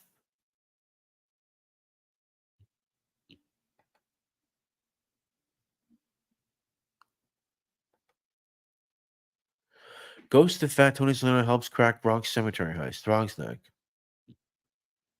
Oh, is that like the article? Okay. I'm going to look that up. That sounds pretty interesting. Maniac, 1980, with Joe Spinell. Crew filmed actual scenes inside that Manhattan hotel murders of Cardigan. Wow. Okay, cool. Yeah, I've heard of it before. It sounds very familiar. Maniac Cop. Maniac Cop. Another thing that sounds familiar. I'm really bad with movies, guys. Like, I'll see a movie. I don't know if it's like I got like a little like ADD or something, but I'll see a movie or I'll watch like an entire series. Like, I'll literally watch an entire series on Netflix.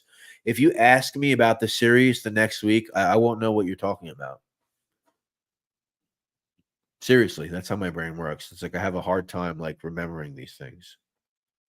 Unless it's like history, like real history, I could retain it for some reason. It might be a little bit of the tism in my brain somewhere. Yeah, that's a famous one. That's a famous one from Francis Lewis, the guy that threw the oil in the road. Yeah, yeah, like I say, yeah, I'll watch a whole series, and if you ask me about it the next week, it's like I won't know what you're talking about. I've heard of Maniac Cop though. 100% I've heard of it. Have you ever seen the old 80s B movie Street Trash? Filmed in Brooklyn. Street Trash. Street Trash. Why does that sound so familiar?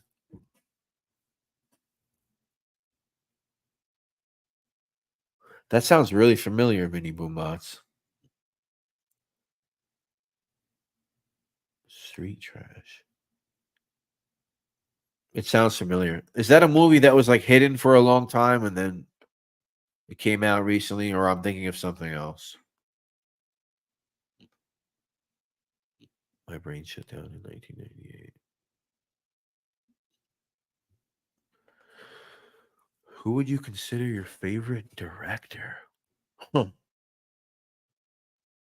Man, my favorite director. It's really weird, guys, because like growing up, like all I watched was documentaries and stuff. So movies, like it was always second to me. It was always about like documentaries and stuff like that. But growing up, I was a very big Quentin Tarantino fan. I know this is like cliche, I guess. I don't know, but Quentin Tarantino fan, of course, Martin Scorsese stuff. Yeah, there's not like some like low key like director that I know that'll surprise you that I'm like into. I really can't say. I really love documentary films mostly. And there's directors that make documentaries, of course, but there's not one in particular that I could think of. Yeah, Stanley Kubrick is great, of course. Most movies suck after 99. It's funny.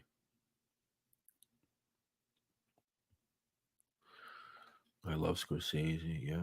Yeah.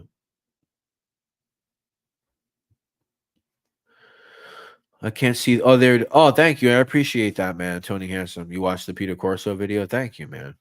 Yeah. No one has ever done a video on him, so I was happy that I did that. Myself, I have a cousin who's pretty famous documentary director in Italy, Marco Della Fonte. Oh, is that right? Wow, that's awesome, man. That's really cool. Michael Mann, yeah.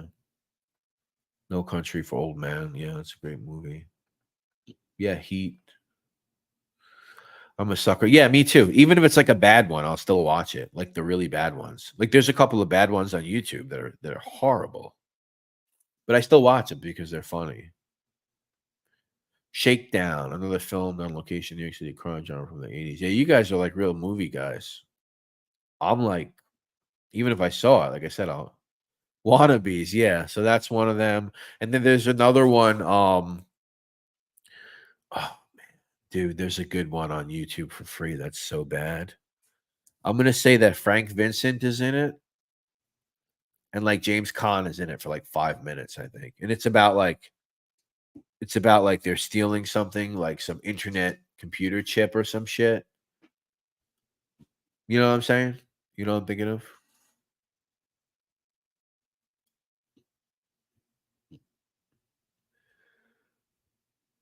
I'm gonna look it up, guys. It's such a bad movie. But it's good because it's like a cheesy mob movie. Let's see, Mafia movie free. Oh, here it is. It's called This Thing of Ours. Oh shit, Gunsmoke. Yeah, This Thing of Ours. As soon as I pulled it up, Gunsmoke knew what I was talking about. Yeah, this is Frank Vincent, Vincent Pistori, James Caan. But I don't even think James Caan's really in it like that. Not that I remember. I don't know. And I think the dude from Bronx Tale's in it, the one with the really big nose. Crazy Mario or something, I think. It's a bad movie. It's bad, but it's good. Are you freaking serious? Is that true? Wow. That's so funny, man. Yeah, Death Wish. I love Death Wish. Yep. Funny fact, Sonny Francis was a silent partner. Yeah, I don't blame him for being a silent partner. I wouldn't want to fucking tell anybody I was involved in that either. I'm trying not to promote my group, but some of my interest since you're talking about crime films. Promote away, dude. What group is it? Were you talking about something, Red Raven? Write it again, Red Raven, if you typed it. Write it again. I don't care if you promote. What do I care? Maybe I'll join. Promote away. Anybody. I don't care. Gunsmoke the Don. There's a promotion. Follow Gunsmoke the Don. He does shows almost every day at this point, right? Basically. Ginger, thank you so much. Thank you. I really appreciate it. Thank you. You guys have been really generous today. I really appreciate it. Oh, Ginger, you're the one that you emailed me, I believe, right? You were asking about Dom and Ross and stuff. I believe that's you. So I hope you liked this upload today. This live interview with Ross.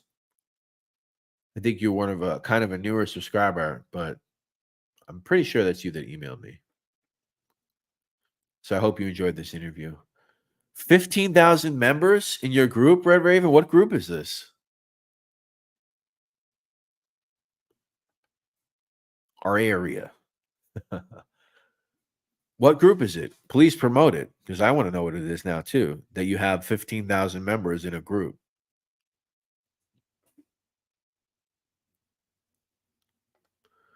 No, I didn't actually. I want to watch that though. I didn't. I saw this. This was pretty cool. Yeah, with his messed up brother, ex-drug addict brother. Mush Russo, is that right? I'm waiting, Red Raven. I need you to promote this. I want to know what this is. I want to know what group you have 15,000 people in. Pretty please. JC, what's going on?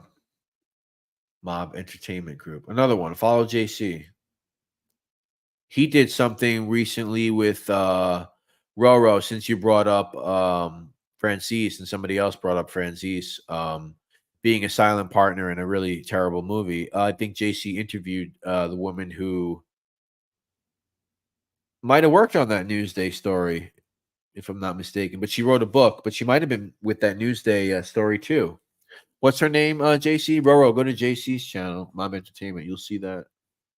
What's the name of that woman that was friendly with Sonny Francis, JC?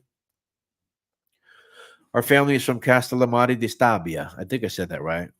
Where that guy Raffaele Imperiali is from. He's the one who's supposedly more. Oh, is that where your family's from? Wow. Wow. Yeah, a lot of Italian. I'm not Italian at all, just so you guys know. I'm not even like 1%. Ironically enough, just like Francis, Mikey Scars has been involved with Hollywood productions also. Oh, cool. Wasn't he like friends with Biggie or something? Or didn't he like know Biggie? Thank you, Turbo. Thank you so much, bro. Wow. You are the man.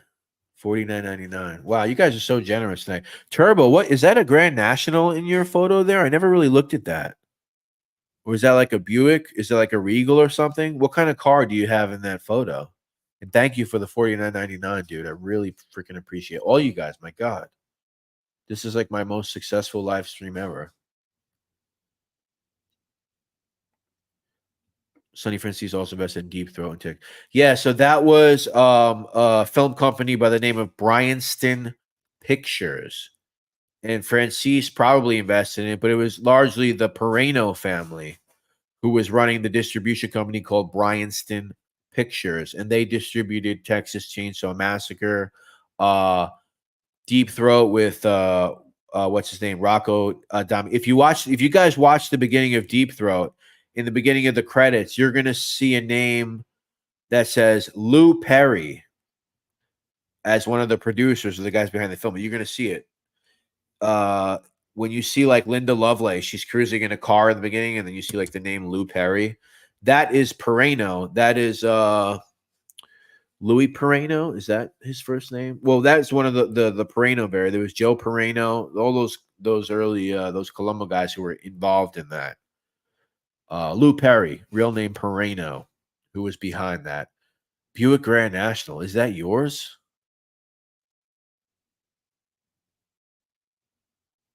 Is that your Grand National? You son of a bitch.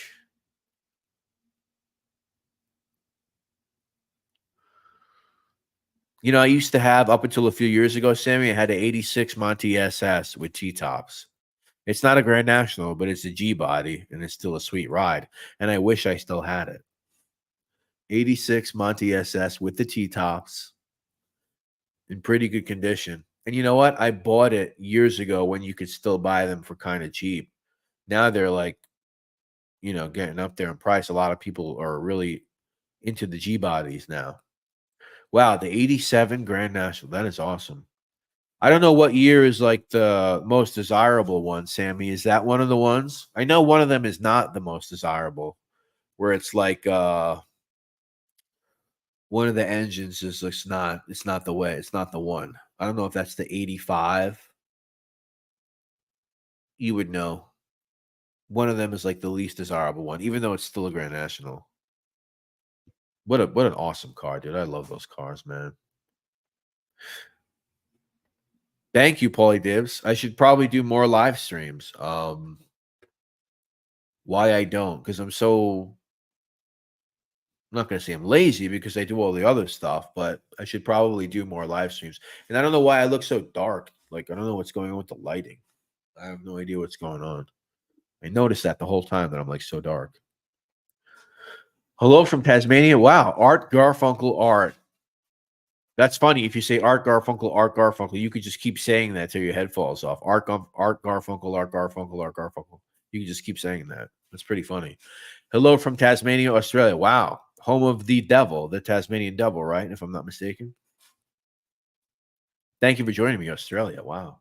You're living in the future right now. You're like 12 hours ahead, right?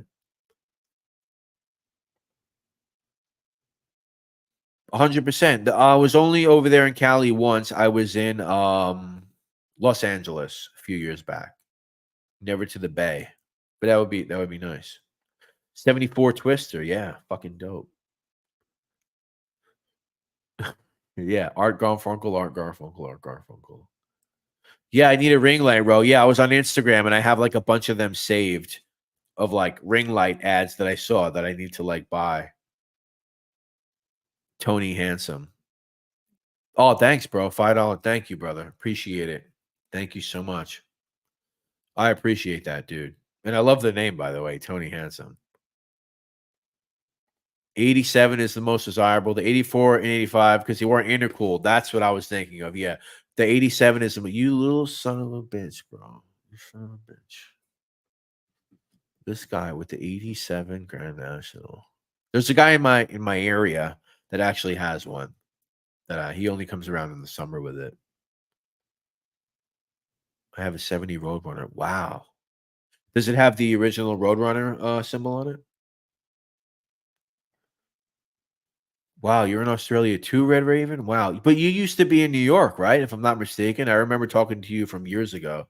Not years ago. Maybe like a year and a half to 2 years ago. I think that you were maybe living in New York at one time, if I'm not mistaken.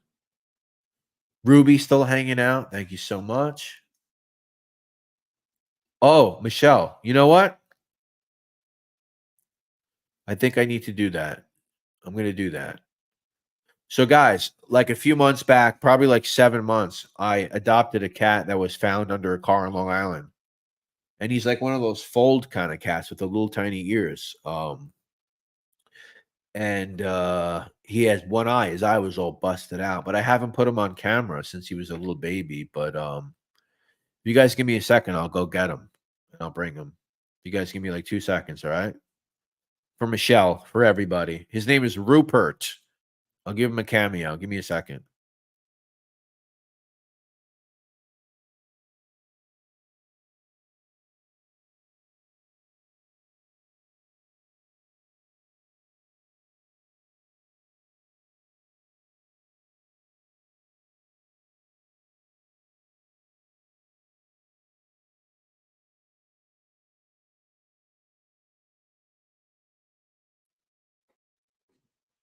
Look at this guy. Oh, let me get rid of Michelle's comment real quick. Look at this guy. What's up, buddy? What's up? You see this guy? Is this guy the coolest? You see his tiny ears? He's about 7 or 8 months right now, and his eye healed up really good because we got it removed, but it's sewed up really nice. This is Rupert. What? All right, he wants to go now, but you guys say goodbye. Say goodbye. Yeah, that was Rupert. Good call, Michelle, because I said I would bring him back on. Thanks, Gunsmoke. Yeah. Yeah, he's a cool dude. He's really friendly, man. Oh, well, thank you so much.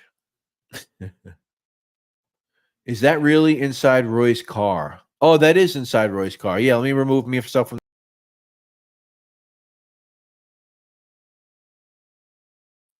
That is a big knife, and that is a New York magazine talking about the drug business. Yeah, that's Roy's back seat. That is correct.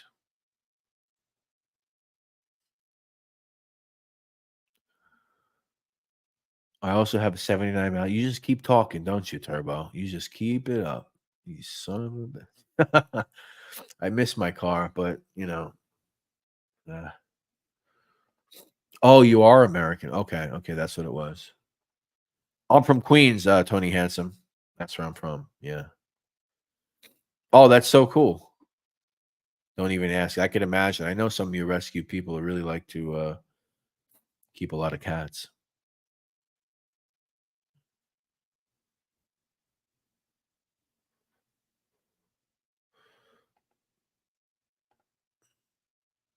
Yeah, certainly, man. Shout out to anybody that's out there helping. This is, to be honest, guys, this is the second one-eyed cat that I had. Another one we took in who was he was like, when we got him, he was already like 7 or 8 years old, and he had one eye, and his name was Louis. He passed away. We had him for like maybe 6 years. Yeah. I just keep on with the one-eyed cats. Where it was like Sonny Block, he just knowingly went after complaining fake his own death, supposedly. Yeah, he was trying to he was from what I hear, he had like property in the Caribbean or the Bahamas or something, and he was like kind of debating maybe even disappearing down there, down south somewhere. Down below the by the equator, below the equator. Oh, all right, so that's my fiance. Yeah, we got him at 8. We got Louis at 8 years old. Yeah, he was a good guy, man. He was a really good dude. Do people still race on Francis Lewis? Not really, Furby.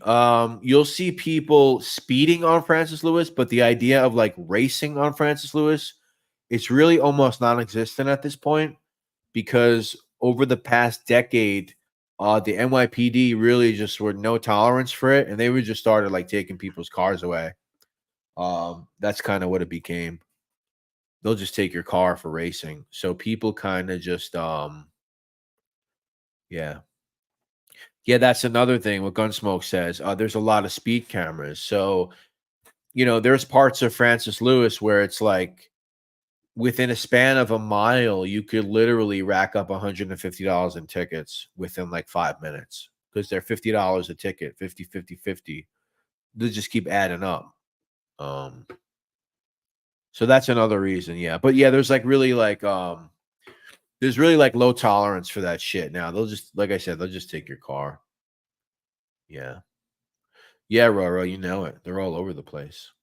Hey, book club, what's up, bud? How are you? Nice to see you here.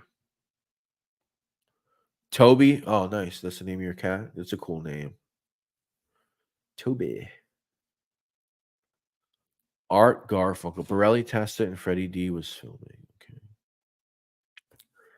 We have a gazillion stray cats at the pier where I work. A bunch have one eye. Suppose the results of the mother having STDs. Well, that might be true. These cats are fighting now. These little...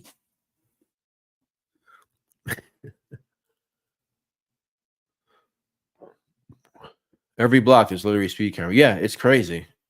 I probably have I'm not even joking. I probably have 50 speed cameras memorized in my head of ones to avoid. I know them so well at this point.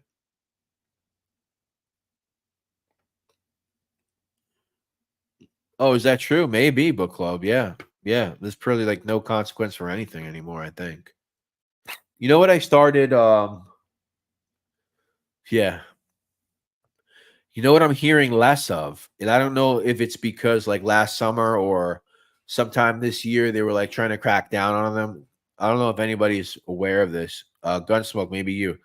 These people had these cars the past few years where the muffler makes that giant fart sound, or it just sounds like a bomb, or it's 10 bombs at once, where it's ba ba ba ba bomb, or it's boom.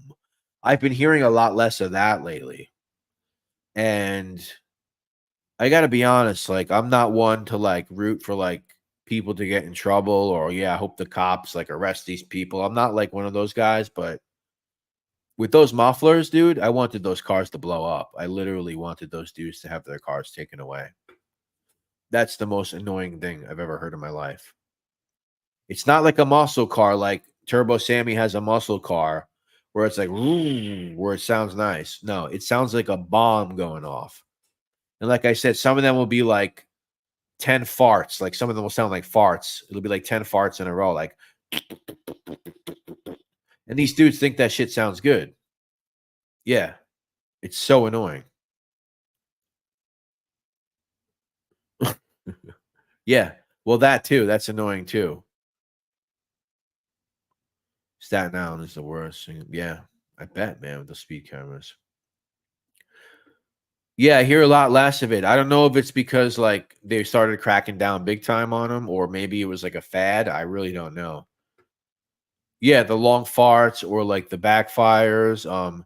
It's not like Paulie Dibbs in the Bay Area. Remember in Oakland when you had that guy on YouTube? He was like, "It's that woo woo." When they had the thing on the car, it was like woo. And the guy from Oakland, the dude from the shop, that famous YouTube clip, he's like, "It's that woo woo." It wasn't that. This was a bomb. I know Gunsmoke knows that clip. The woo woo. The fart mufflers sound terrible. Back pressure does nothing. That's what I thought. It does nothing for performance. I think it's just to be annoying. Only fans exhaust. That's funny. Yeah, I knew you would know that. I got family in Oakland. There's shit out there you would not believe. Yeah, the woo woo. Should I play that clip? Let's play that clip. Let me try to find that clip real quick. Let me see. Oakland muffler whistle. Yes. All right. You guys want to see that woo woo? Play the woo woo. Yeah. Okay, I'll play it. All right, hold on. Present. Share screen. All right. Let's see. Let's go. Pam, city residents have been told this noise is perfectly legal. So tomorrow, they hope to start the process to change the law. The whistles go woo. Anybody that has it in their neighborhood is going to be totally driven crazy. It sounds like what? When you want to woo woo, it's that woo woo. You know what I'm saying? Then you got the flows. They didn't trip out the flow masters. That decoration, man. Just for decoration. That's it. And that's all, man. We do it for decoration. You have it on your car? Yeah, I got it on my car. Some Oakland residents will complain about the noisemakers Tuesday night at the city council meeting. Some neighbors are saying way too loud. That's only in the morning. You supposed to be up cooking breakfast or somebody, and so that's like an alarm clock. Woo woo! That makes the car audible for almost a mile. Oh my God! Some neighbors are saying way too loud. That's only in the morning. You supposed to be up cooking. So that's that woo woo. You guys. I mean, if it was that dude in my neighborhood, I would be less mad. But I know it's not that dude. It's like these young guys in these BMWs, and it's like their parents bought them the car. I mean, not that makes me mad. I mean, good for them, but it's like these young pricks that are just muffler farting all over town. It's not the woo woo guy. That would be pretty funny.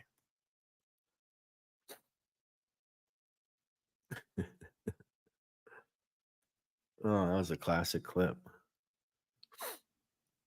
And that girl in there looks like the Brat, right? Doesn't she look like the Brat? Open air drug bar, naked hookers, good. Wow, that's crazy. Isn't that where they had like that fire, that Oakland nightclub fire, where that dude was like throwing like crazy club parties, and then the whole place burned down and a bunch of people died? Wasn't that in Oakland? That was crazy, dude. It's mostly the BMWs, those stupid mufflers. Yeah, and it's the guys in the BMWs that drive like jackasses on the highway. Ugh. And I like BMWs, but I'm starting not to like them because it attracts a certain type of clientele. That looked like the Brat. Yeah, it did. Is that woo woo? Whistle tips.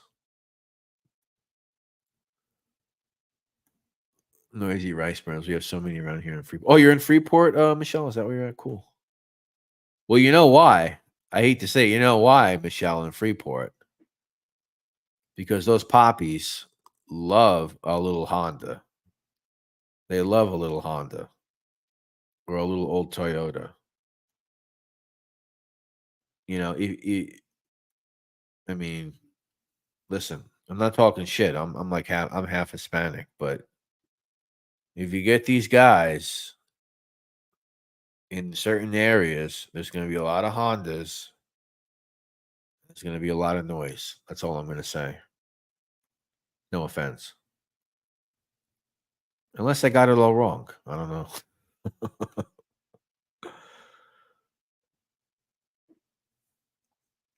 Nothing like American Muscle. Yeah, it sounds good. It sounds good. Let you in a secret. A close friend of mine has the last name Marino. I live in what's the last name Marino? Yeah, is that right? Danny Marino or Dan Marino?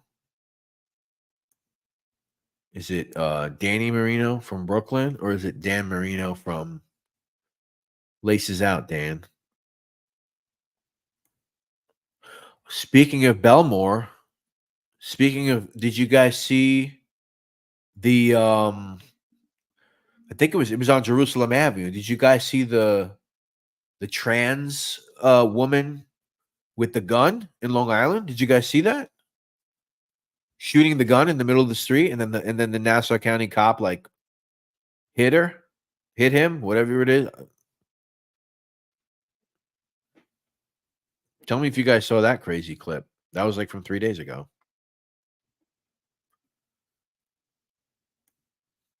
Oh, is that right?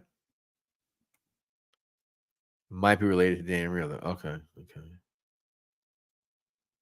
Danny Marino. I thought he was.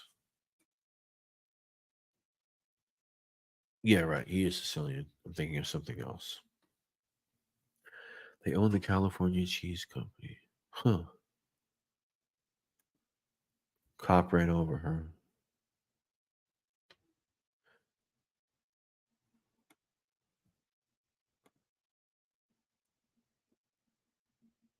Yeah.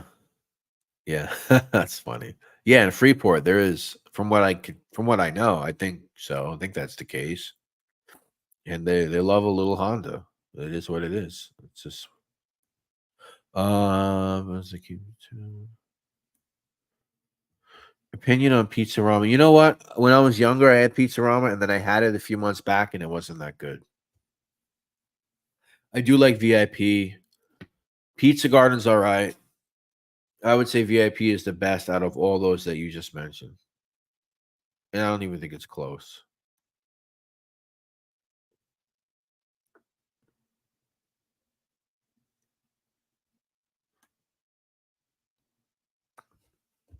I'm gonna get going soon, guys. But I want to show you guys that clip that I was just talking about of what just happened in Long Island. So give me 1 second. I'm gonna pull that up. Let's see. Long Island. Long Island shooter. Let's see if it comes up if I type it in.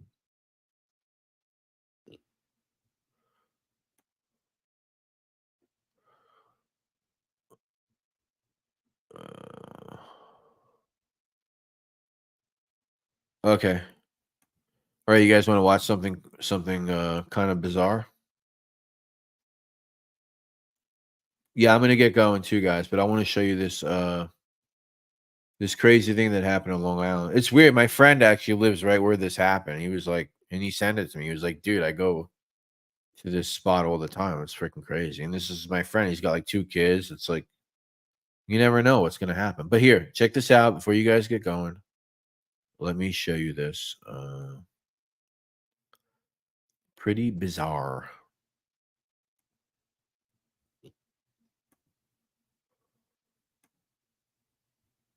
Takedown. A woman with a gun hit by a police car on purpose to disarm her and take her into custody. What police on Long Island are saying about the fallout today. Thank you so much for joining us. I'm Adam Cooperstein, and this eye-opening video raced across social media yesterday. A woman in Long Island seen pointing a gun at police, at drivers, and then at herself gets taken down by that police cruiser. The woman's now in the hospital, and News 4's Gabi Acevedo is live in North Belmore with new information on what police are saying about this, too. Gabi. Adam, and we just learned a few minutes once in the air. I want you guys at to one see point her you can get hit see by she the puts car. a weapon to her head. Could someone be on drugs? Is someone just going through a mental breakdown? As he accelerates, There you go. You see hitting that? the woman officer behind the wheel of an SUV makes a crucial decision as he accelerates, hitting the woman on purpose, making contact with her legs. Isn't that crazy? Yeah, Anthony. Yeah, it ended up not really being like a woman. I mean, it ended up being like a trans. It was like a trans woman, but then in the article, the person said that they identify as a man sometimes and a woman. Whatever. I don't care. I'm not interested. But pretty crazy. Like Long Island's crazy. Long Island has some characters out there, but shit like that doesn't really happen that often. Actually, Gunsmoke the Don is trans. He came out as trans recently. So I don't want to make fun of trans people because Gunsmoke is trans. So I don't want to. Same shit happened here, man. That's nuts. I think it was. I mean, yeah, no. They let off a couple shots. She or he. Yeah. That's yeah. Pronoun was they there. Yeah. Was where. Oh, I didn't know. Yeah. Yes. I thought it was a woman too. It clearly looks like a woman, but then when the article came out, it was like a man. And there was 2 names in the article. I don't really know. Whatever.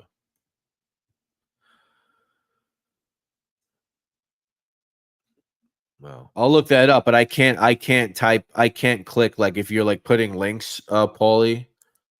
I can't like click them or anything. Like there's no way for YouTube to let me do that. Naked. I mean, maybe I'll type it in real quick. Last one, and then I'll go. Let me see. And Bay Area shocking moments. Naked woman with gun ran down on the Bay Bridge. Should I type that in on YouTube? Oh, just wanted to share what it said. Okay. I know Freeport. I'm right down the road in Oceanside. Yeah. I go to the Oceanside Preserve over there, Anthony, sometimes. There's the Salt Marsh, the Marine Nature Center in Oceanside. I love that place. I don't know if you ever go there, but I really like it. So listen, everybody, I'm going to get going. This was awesome. If you missed the beginning, if you missed the interview with Ross Brodar, please watch it. Please rewind back. Support Ross. Follow Dominick Montiglio, The Life, that channel. If you want to watch the Lynchpin of Bensonhurst documentary, you can go to Tubi, and you can watch it for free on Tubi. You might have to like download the app or something, or something like that. But you know, let's go. Midnight Lightning Radio. Thanks, bro. Thanks. Good to see you. Thanks for stopping by. I know you've been hanging out for a while. Michelle, thank you so much. Thanks as always for always leaving great comments. Paulie Dibbs, thanks for hanging tough for most of the stream. Turbo, thank you so much, brother. You and your 87 Grand National. I see you. Book Club, thank you so much. Paulie Dibbs, Vinny Boombots, of course, thank you. Anthony Tavernese, thank you. Tavernese. Gunsmoke the Don, Neighborhood Paisan, good to see you. Thank you, bro. Thank you, Gunsmoke. I'm getting tired. I'm sounding very monotone. Thank you, Vinny. I appreciate it. You being here. 2.5 hours. Johnny Pearlcat, thank you so much. Thank you, Anthony. I'm going to do more lives. I always say I'm going to do lives and I slack off, but it seems as though I have to do more. I'm going out tomorrow. Thank you, Red Raven. You're the best. You've been a supporter for so long. I'm going out tomorrow, guys. So this is what I'm going to do tomorrow. I'll give you guys a preview because you're listening. I'll be going to Nostrand Avenue in Brooklyn. Nostrand Avenue in Brooklyn to film. And I kind of have to like go and trespass into like some parking lot to film. So we'll see what happens. But if you guys know anything about the Mafia cops, if you know, before they directly started working for Anthony Castro, they killed a Jewish Orthodox guy by the name of Israel Greenwald, and they buried him inside a garage. Yeah, this is crazy stuff in Brooklyn. And this is the same garage that they brought Jimmy Heidel to when they tied him up and taped him up and hog-tied him. And then they brought him over to Anthony Castro. It's kind of like a mysterious location, but I kind of figured out where it was through my research. It's the Mafia cops' death garage, basically. And I'm going to go film where that was tomorrow. So there you go. I spoiled what I'm going to do. I was going to guess Mafia cops. Yeah, it has to do with the mob cops. I'm going to go to the garage where they buried this guy in 1987, and they didn't unearth him till like 2010, 5, 6. It was something like 20-something years later. They found out that this guy, Israel Greenwald, was buried under a slab of concrete in the garage. And once again, that's where they bought Jimmy Heidel to tie him up and throw him in the trunk before they bought him to Anthony Castro. I didn't shoot him in the head. Yeah, I shot him maybe 15 times. I know a Mafia cop nobody talks about from my old hometown. Is that right? Pretty sure he was before the other two. Yeah, there was a few of them that I know of, but I'm not sure which one you're talking about, Vinny. Leave me a comment sometime or whatever. All right, everybody. Thank you so much. Thanks to everybody who donated. I appreciate you being here. I got to get a ring light because I don't know. I look like so dark. I don't know why. But listen, once again, thank you so much. Everybody have a great weekend, and I'll try to get that video out. Good night, Roro, of course. Thank you. You've been so generous. I can't even believe, like, thank you so much. Good night, and I will see you guys soon. I'll try to have that upload out by Sunday so you guys have something cool to watch. I love you all. Yeah, email me, nyccrimespot@gmail.com, Vinny Boombots. If you forget, it's in the About section. OG Ruby Almighty, thank you so much for hanging out. You've been hanging tough for almost, I guess, this whole time, actually. Yeah. Thank you so much. I really appreciate you being here. And that's it. Everybody have a great weekend. I will talk to everybody soon. Peace.